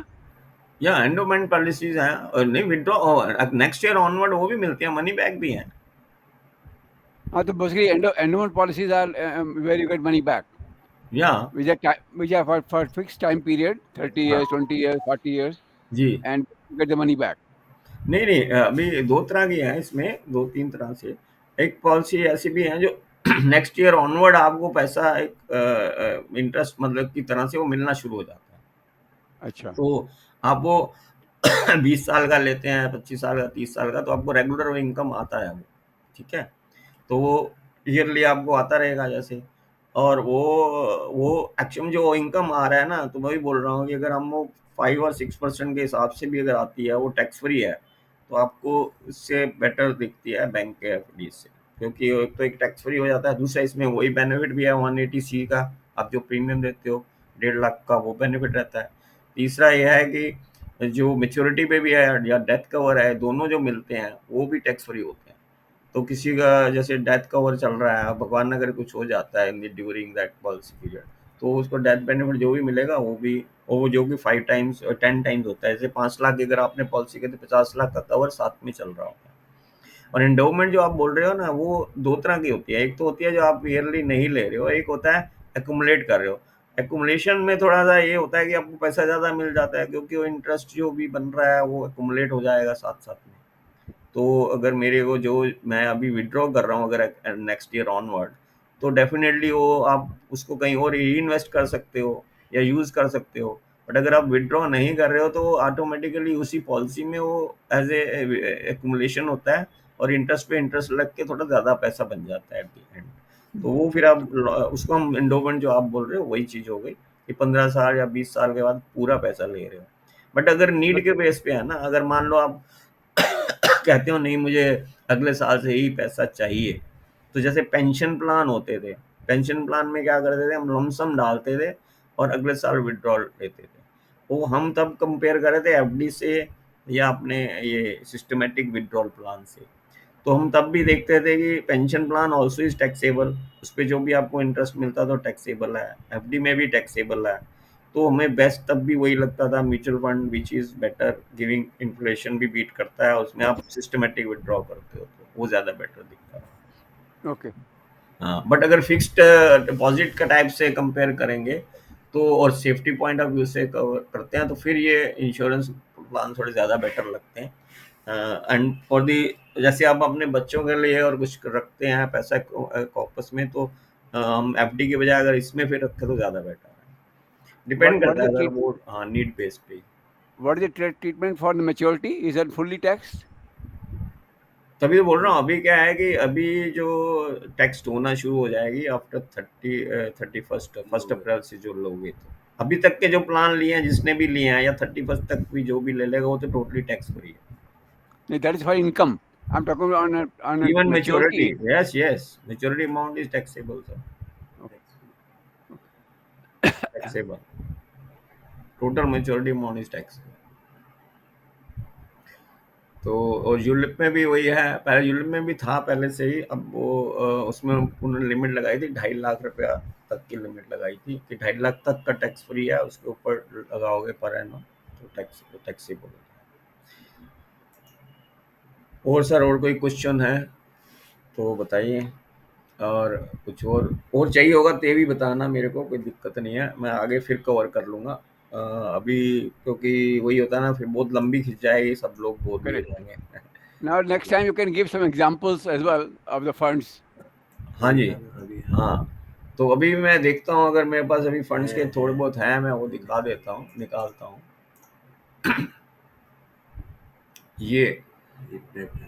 ये आप देखेंगे तो ये डेट फंड्स का है एग्जांपल।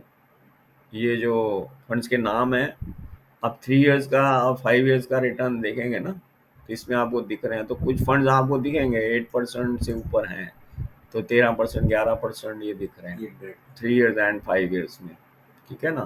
तो मैं यही बात कर रहा था, अगर हम जितना लॉन्ग टर्म में देखते हैं तो ये प्योर डेट है, इसमें कोई इक्विटी नहीं है। आप देखेंगे डेट गिल्ड फंड्स हैं, गवर्नमेंट ऑफ इंडिया के फंड्स हैं, तो 7.5 तो मिनिमम हाई रहा है 5 इयर्स में, आप देखते हैं। तो ये इसका अगर मैं इंडेक्सेशन बेनिफिट ले लूँ, तो मुझे वही मैंने आपको एग्जांपल दिया था ना 7% का, तो ये आपका ये 7% तो आपने लिया, इसके ऊपर भी ये मेरा जो है वो बढ़ता जाएगा बिकॉज ऑफ 0.5% एक्स्ट्रा, तो मेरा जो है फंड वैल्यू बढ़ जाएगी, तो वो उससे भी ज़्यादा मेरे को एफडी से ज़्यादा बेनिफिट मिलता है आफ्टर इंडेक्सेशन। अब ये जो है आपका बैलेंस एडवांटेज फंड्स, जो मैंने अभी बैलेंस फंड बताए थे ना आपको, तो ये कुछ बैलेंस एडवांटेज फंड के रिटर्न्स हैं, हाइब्रिड फंड जिसको हम बोलते हैं। तो इसमें आप देख रहे हो 3 इयर्स की, अभी क्या है काफ़ी ज़्यादा तगड़ी रिटर्न देख रहे हैं आप, देखो 3 साल की।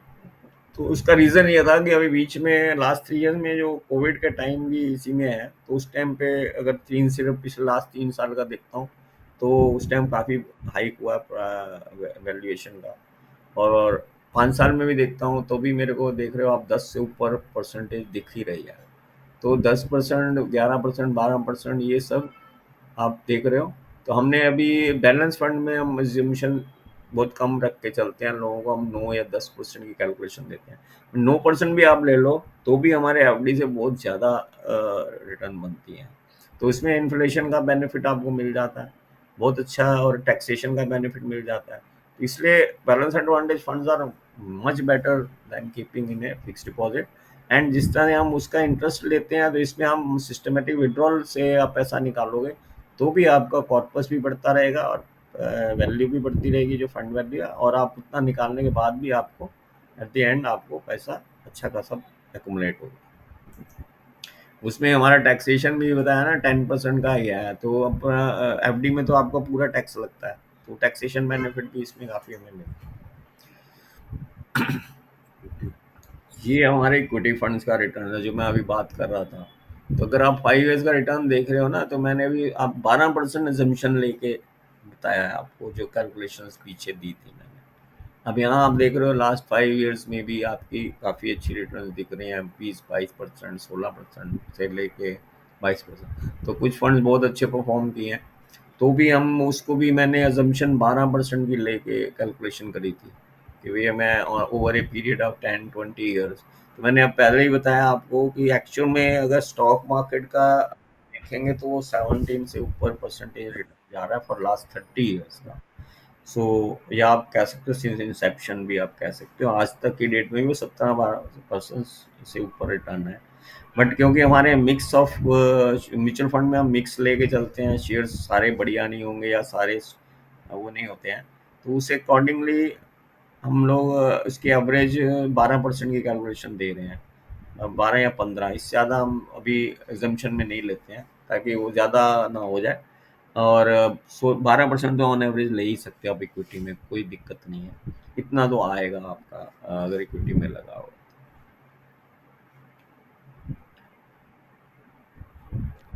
Some example of ETFs. ETF का भी मैं देखता हूँ अभी अगर निकल आता है तो।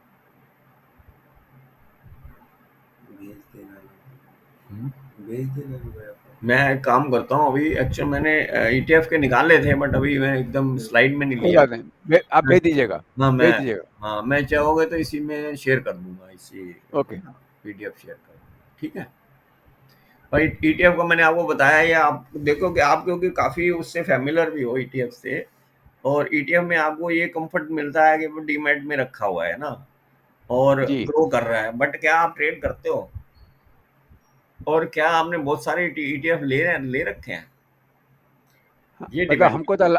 हमको म्यूचुअल फंड अलाउड नहीं है, इसलिए खाली ETF ही ले पाते हैं। अच्छा। हाँ, फिर तो आपको कॉस्ट फैक्टर भी जो भी है बर्दाश्त करना ही पड़ेगा, बिकॉज़ इसमें वही बताया ना, अगर overall for a longer period आप देखोगे तो जो ब्रोकरेज देने, खरीदने, बेचने में लगती है, तो वो अगर आप सिस्टमैटिक विथड्रॉ कर रहे हो जैसे हम बात कर रहे हैं, तो आपको फिर वहाँ पे ब्रोकरेज ज़्यादा पड़ जाती है, तो वो ज़्यादा फ़ायदा नहीं करती है सर मेरे हिसाब से। एक्चुअली क्या है कि इंडिया में थोड़ा डिस्क्लोजर्स कम हैं, हाँ। तो हमारे यहाँ पर फॉर एग्जांपल यहाँ वैनगार्ड, हुँ, उसका ETF का MER 0.1 हुँ, हुँ। 0.2%, हाँ, और यहाँ पे तो मुझे ओके। पता नहीं लगता, मैं खरीदता भी हूँ ETF, मुझे मालूम भी नहीं कितना MER लग रहा है। अच्छा। नहीं तो वो तो हम एमईआर की तो हम भी आपको दिखा देंगे, अगर आपको पर्टिकुलर चाहिए, वो ऐसे निकल आती है उसमें। क्या बोलते हैं, अगर आप किसी भी उस पे जाएँगे इनके साइट पे, तो उसकी सारी डिटेल्स हो जाती हैं। आप वेरी किसी गुड। कंपनी का भी आपने ईटीएफ ओके। लिया है, उसको क्लिक करेंगे तो कंपनी के उस पे जाएँगे तो उसमें पूरी आ जाती है भी आपकी कितना एमईआर है, कितना एनुअलाइज़ रिटर्न है, पिछले सालों से कितना उसका ग्रोथ हुआ है, वो सारा तो आ ही जाता है, चार्ट बन जाता ठीक है। है, आप ETF का एग्जांपल दीजिएगा तो अच्छा लगेगा। हाँ, ठीक है सर, मैं देता हूँ। नेक्स्ट टाइम या तो मैं पूरा ले लूँगा उसको ईटीएफ को, अदरवाइज़ यहीं तो मैं आपको ये भेज दूँगा ईटीएफ की, थैंक यू। ठीक है? Any other question sir? Very good presentation, that's what I can say, very good presentation. Thank you sir. मेरे को बस वही था, मैंने कहा क्योंकि इसमें क्या होता है कुछ चीज़ें रिपीट होंगी, बेसिक्स भी, और आप लोग काफ़ी सीनियर हो, तो वही था, मैंने कहा दोनों मिक्स हो जाएँ, जो लोग यंग हैं वो भी देखेंगे, और धीरे-धीरे, क्योंकि अभी हमारा सीनियर्स पे ही था, तो मैं अभी इस टाइप की बनाने की कोशिश कर रहा हूँ कि सब कैटेगरी ऑफ एज के लोगों की को समझ में आए। क्योंकि मेन प्रॉब्लम आता है ये, हम सीनियर्स के साथ तो ये प्रॉब्लम है कि अभी मैं, मेरे पास पैसा है, वेल्थ है, आई हैव 50 lakhs और 1 crore rupees, and now where should I park? सबसे बड़ा क्वेश्चन इनके माइंड में यही आता है, एंड उसमें हमारे पास यही 3-4 ऑप्शन ही रहती हैं कि हम किस में रखें, क्योंकि हमारे सबसे बड़ी चीज़ है, हमें लिक्विडिटी भी चाहिए, और लिक्विडिटी हमें कभी भी चाहिए। अब इमरजेंसी में, जैसे फॉर एग्जांपल मैंने कुछ, हम लोग बोलते हैं इमरजेंसी फंड रखना, तो हम 5-6 लाख अपना इमरजेंसी फंड रख लेते हैं, बट पॉइंट आता है कि लिक्विडिटी मुझे कभी ज़्यादा भी पड़ सकती है, अभी 15 लाख, 20 लाख, 50 लाख इमरजेंसी कभी भी पड़ सकती है, तो वहाँ पे मुझे लॉस भी नहीं होना चाहिए, और मुझे टैक्सेशन में भी ज़्यादा नुकसान नहीं होना चाहिए, बेनिफिट मिलना चाहिए मेरे को। जो मार्केट के अंदर जो जिस तरह से इंटरेस्ट रेट्स डाउन हो रहे हैं, तो उसका भी मुझे लॉस नहीं होना चाहिए।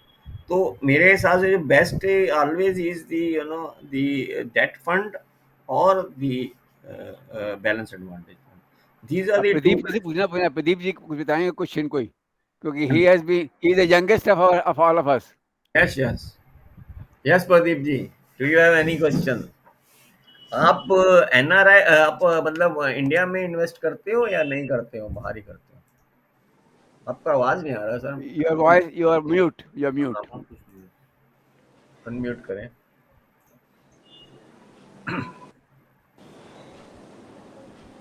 Not yet. अभी म्यूट ही है, हाँ करके बैठा अभी। हूँ, yeah sorry sir. Now it's हाँ ओके। राइट। हाँ नहीं सर, हाँ मैंने बहुत सारे गलतियां किए हैं, तो ज़्यादा इन्वेस्टमेंट नहीं कर पाया हूँ। अच्छा, तो ओके। अभी बहुत लेट हो गया, लेकिन फिर भी अभी म्यूचुअल लेट फंड कुछ में नहीं थोड़ा है, बहुत वही डाला हूँ। अभी सर बोल रहे थे ना, सोमनाथ जी और वो अग्रवाल जी की, it's never too late. But point वही है ना, अब जैसे हेल्थ का भी इशू होता है, जब तक ये चांस की बात भी होती है, हम बोलते हैं इसको, लक भी बोलते हैं। अब जैसे आप कहेंगे तो मेरे का हेल्थ प्रॉब्लम मेरे को भी अभी आया 60 के बाद। तो मैंने सर प्रेम जी के क्रॉस में वैसे इतने सालों से जानता हूँ, बट मैंने पवन सर से, हमारे पवन सर जो हैं वो पवन कुमार जी, जिनकी अभी भी रिसेंटली डेथ हुई है, उनसे मैंने अपनी प्रॉब्लम डिस्कस कर। जब तक आप प्रॉब्लम डिस्कस नहीं करोगे ना तो सोल्यूशन मिलता भी नहीं है। एंड नहीं वेयर मिलता। मेरे अपने घर के आसपास दुनिया है, बट मेरे को जैसे कंफर्ट फील होता है ना जिससे बात करने का, हम उसी से बात हाँ। करते हैं, उसे राय लेते हैं और जिनमें कॉन्फिडेंस होता है। तो same way when I spoke to Pavan Kumar, मैंने यार मेरे को ये प्रॉब्लम हो रहा है back pain, because he also has cross my age. तो मैंने मेरे को अभी बैक पेन का प्रॉब्लम हो रहा है, तो ही इमीडिएटली सजेस्टेड यार why don't you join Prem Prakash, उनके काफी टाइम से ये चल रहा है, मुझे पता ही नहीं हाँ। था कई सालों से चल रहा है। सो हाँ। तब हाँ। मैंने इनको कॉल किया, प्रेम जी को, उन्होंने बोला मैं तो 2 साल से चला रहा हूँ। तो अब मैंने फिर इनको ज्वाइन किया and now for last 2 years I am with him and now वो मेरी प्रॉब्लम सॉल्व हो गई है। सो दी मेरे को वो अच्छा लग रहा है ना कि भाई देखो पॉइंट क्या है कि अगर हम एक दूसरे की हेल्प करके कुछ बेनिफिट हाँ। मिल जाता है हाँ। तो वो बढ़िया ही है। और नहीं मिलता है, हम जैसे सर बोलते रहते हैं प्रेम प्रकाश जी दवाई मत खाओ, दवाई मत, फिर भी हम खाते ही हैं, डॉक्टर के पास जाते ही हैं। तो वो हम अवॉइड नहीं कर सकते क्योंकि हमारा भी माइंड सेट पूरा प्योरिटी उसमें नहीं जाता, बट हम थोड़ा तो चेंज हो जाते हैं ना। तो सेम वे यस इसमें यस भी होता है, सेम वे इन्वेस्टमेंट में भी, कि जब तक आप उसका बेनिफिट नहीं देखेंगे ना आपको अभी भी वही लगेगा, फीलिंग वही आएगी। और हाँ। सेकंड ये तो डेफिनेट डिसएडवांटेज रहता ही है कि जो आपने अगर जल्दी शुरू सेविंग करा होता। मैं अपना हाँ। एग्जाम्पल बताता हूँ आपको, बताऊँ मैं आई एम आईटी फील्ड का, सोमनाथ जी तो जानते हैं। तो अब मैं तो आईटी फील्ड का आदमी हूँ, मैं आज ये फाइनेंस में कैसे आ गया, ये एक एग्जाम्पल है because I was handling the share department of TCS Tata consultancy. और मेरे क्रॉस में वही लोग आते थे जो भैया ये प्रोसेसिंग करनी है। इवन मिस्टर हमारे जो अपने मल्होत्रा जी हैं वो भी यूटीआई वगैरह में देखते थे। तो हमें लोग जब उनसे क्रॉस जाते थे ना तो हमें यही गाइड करते थे, why don't you invest, why don't you invest. Hmm. हमें समझ नहीं होती थी शेयर्स में। उस टाइम हम्म। पे हम 10-10 रुपए का शेयर ले लिया हमने without having a knowledge. And हाँ। luckily my boss was Deepak Vash, he had a little knowledge, तो वही मुझे बोलता था यार तू 100 रुपए का ले ले, 200 रुपए का ले, डाल दो इसे पैसे।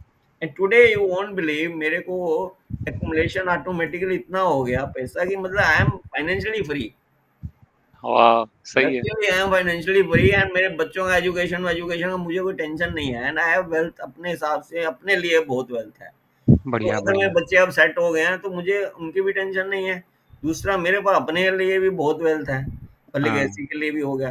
तो अब मैं जब अपनी वेल्थ मैनेज करने लगा ना तो मुझे लगा कि यार I should you know hmm. Do this something. तो मेरे को जब नॉलेज काफी हो गया तो मैंने कहा why not share this knowledge. तो हम्म। लोगों से अब शेयर करते करते फिर मेरा बिजनेस ही बन गया slowly. So last 20 years I am like I left the IT field and I am in this field and I'm वाह enjoying this, frankly speaking. वाह वाह So वाह this is the बढ़िया सर, सर बहुत ही inspiring है definitely sir. सही हाँ बात डेफिनेटली सर, एक्चुअली मैंने वही सर शुरू से नहीं किया तो इसीलिए मेरा थोड़ा वो थोड़ा प्रॉब्लम हो गया मेरे को लगा। और हाँ अभी सर एक्चुअली थोड़ा अभी 2-3 साल से ही शुरू किया हूँ। और थोड़ा म्यूचुअल फंड में डाला हूँ, एसआईपी कर देता हूँ क्योंकि ओके। लमसम कुछ भी डालता हूँ तो वो ठीक से काम नहीं करता। नहीं तो काम इसलिए की बात एसआईपी नहीं कर है दे। बच्चों में, हमें हर हाँ चीज के लिए टाइम देना पड़ता है एंड शिप हाँ। इज हाँ वो लगता है कि उसमें कॉस्ट एवरेजिंग हो जाती है ना तो हाँ। आपको वो लगता है। बट ऐसा कुछ नहीं है, लमसम में आप पता है क्या कर सकते हैं, मैं उसका भी तरीका बताऊंगा कि आप लमसम में डेट में रखकर वहां से शिफ्टिंग करते जाओ इसके अंदर। तो हम उसको एसटीपी बोलते हैं, सिस्टमेटिक ट्रांसफर प्लान। उसमें अच्छा। बेनिफिट ये रहता है कि आपको एफडी वाला रेट मिल रहा है जो आपने लमसम कहीं भी रखा हुआ है, तो उससे बेटर हम्म। गेन वहां हो रहा है। सेकेंडली अगर आप कह रहे हो कि मैं सेफ्टी भी पूरी रखना चाहता हूँ तो थोड़ा थोड़ा पोर्शन जो उसका इंटरेस्ट कह लो या जो भी बनता हाँ है उसको इक्विटी में सिप में डाल दो, एसटीपी करते जाओ, तो हाँ। उससे हाँ आपको गेन ज्यादा बनेगा। तो हाँ। वो भी है, कोई दिक्कत नहीं है। तो अगर आपको ऐसा लगता है मैं लमसम ज्यादा डालता हूँ मेरे को दिक्कत आती है तो आप लमसम को डेट में रखो। हाँ। डेट में तो कुछ नहीं होता, मार्केट का कोई इफेक्ट ही नहीं होता, तो आपका फिर भी एफडी से बेटर देगा, वो टैक्सेशन बेनिफिट भी मिलेगा। अभी मैंने जो कंपेयर किया था एफडी हाँ वर्सेस, हाँ। तो आपको वो बेनिफिट मिलता है। तो वहां से थोड़ा थोड़ा निकाल के यहाँ शिफ्ट की तरह चलाते जाओ। एसटीपी उसको हम बोलते हैं, systematic transfer plan. Otherwise systematic investment में भी डायरेक्ट बैंक से आता है, वहां हाँ। से आपका ट्रांसफर होता है, थैंक एकदम you sir, correct. Thank you. बहुत बढ़िया। और कुछ एनीथिंग? थैंक यू नहीं वेरी सर, मच बहुत बहुत ललित धन्यवाद, जी। बहुत हाँ बहुत सर, धन्यवाद। ये सर एक और है जो आपने ईटीएफ का क्वेश्चन किया था ना अभी सोमनाथ जी, जी तो ये ईटीएफ का थोड़ा सा रिटर्न मैंने, ओ ईटीएफ के हैं। अच्छा मैं हाँ इसके पीछे लेट रहा ईटीएफ हूँ। में देख सकते हो आप। तो ईटीएफ में भी देखो, आप देख रहे हो ना 5 साल का ये 16% करीब आ रहा है, तो किसी किसी फंड में, बट 12% ऑन एवरेज। अब ईटीएफ का और आपने इक्विटी फंड का कंपैरिजन देखोगे ना, तो आप देख रहे हो वहाँ पे काफी ज्यादा हाई था, 20%, 19%। AUM भी और अब एयूएम देखोगे तो कितना लोग कम है। सिर्फ दो फंड हैं जिसमें हम इंडेक्स फंड ही कह सकते हैं, जिसके ईटीएफ बने हुए हैं, ये एसबीआई का एंड यूटीआई का जो दिखा रहे हैं। अच्छा इसमें आपका थोड़ा रिटर्न बेटर है, और सॉरी कॉपस बेटर है, बट बाकी सब में देखो बहुत कम करोड़ में लोग लगाते हैं। तो डिपेंड करता है, मतलब अगेन एक निपॉन का भी अच्छा है, उसमें भी कॉपस अच्छा है, पर ये 3-4 फंड हैं जो है जो जिसमें रिटर्न भी ठीक आई है। और उसके बाद कंपेयर करेंगे इक्विटी में, तो आप देखो कंपैरिजन टू इक्विटी, इसमें रिटर्न्स आपके 19-20% का बनता है। इक्विटी और तो मालूम है मुझे एंड जी, equity is good hmm, because we are not allowed to. So, I हाँ mean, some of the नहीं, equity people what I am saying is not share, I am again saying mutual fund. Equity mutual fund, right, this is the yeah.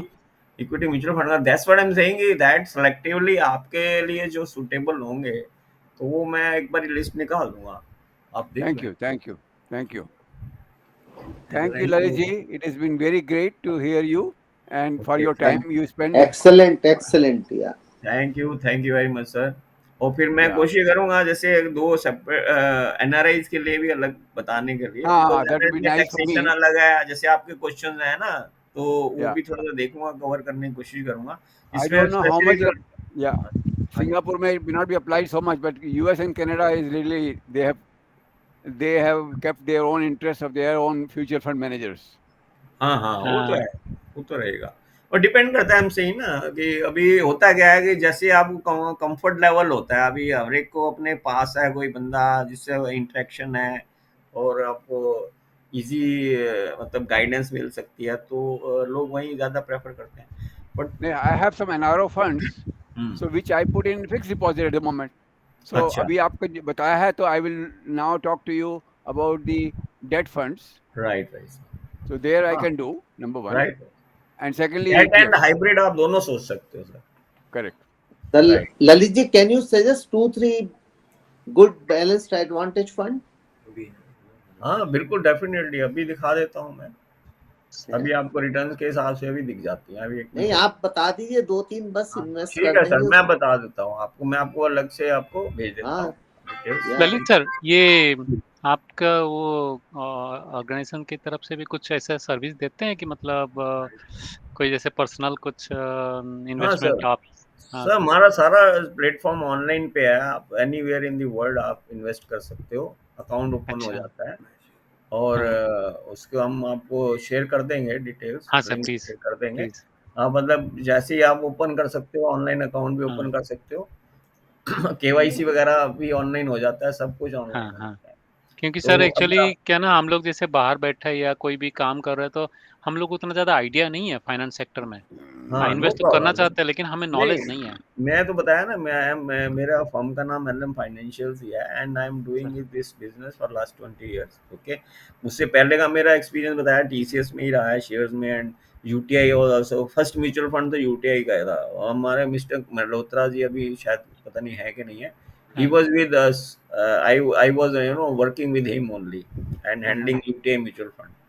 तो तब से अगर ऐसे एक जो total overall experience देखें, तो हमारा 45 इयर्स का एक्सपीरियंस है, एंड दिस इज हाँ माय, मैं ये शेयर कर दूंगा, ये हमारा प्रोफाइल है, तो हम लोग कैसे काम किया एलएम फाइनेंशियल के नाम से, और अभी मेरे प्रोडक्ट्स क्या हैं, ये सब करता हूँ, तो ये सब आप तो मैं अभी इसी में शेयर कर दूंगा, आइडिया हो सर जाएगा आपको थोड़ा बहुत कि हम क्या हाँ क्या करते हैं, ठीक है।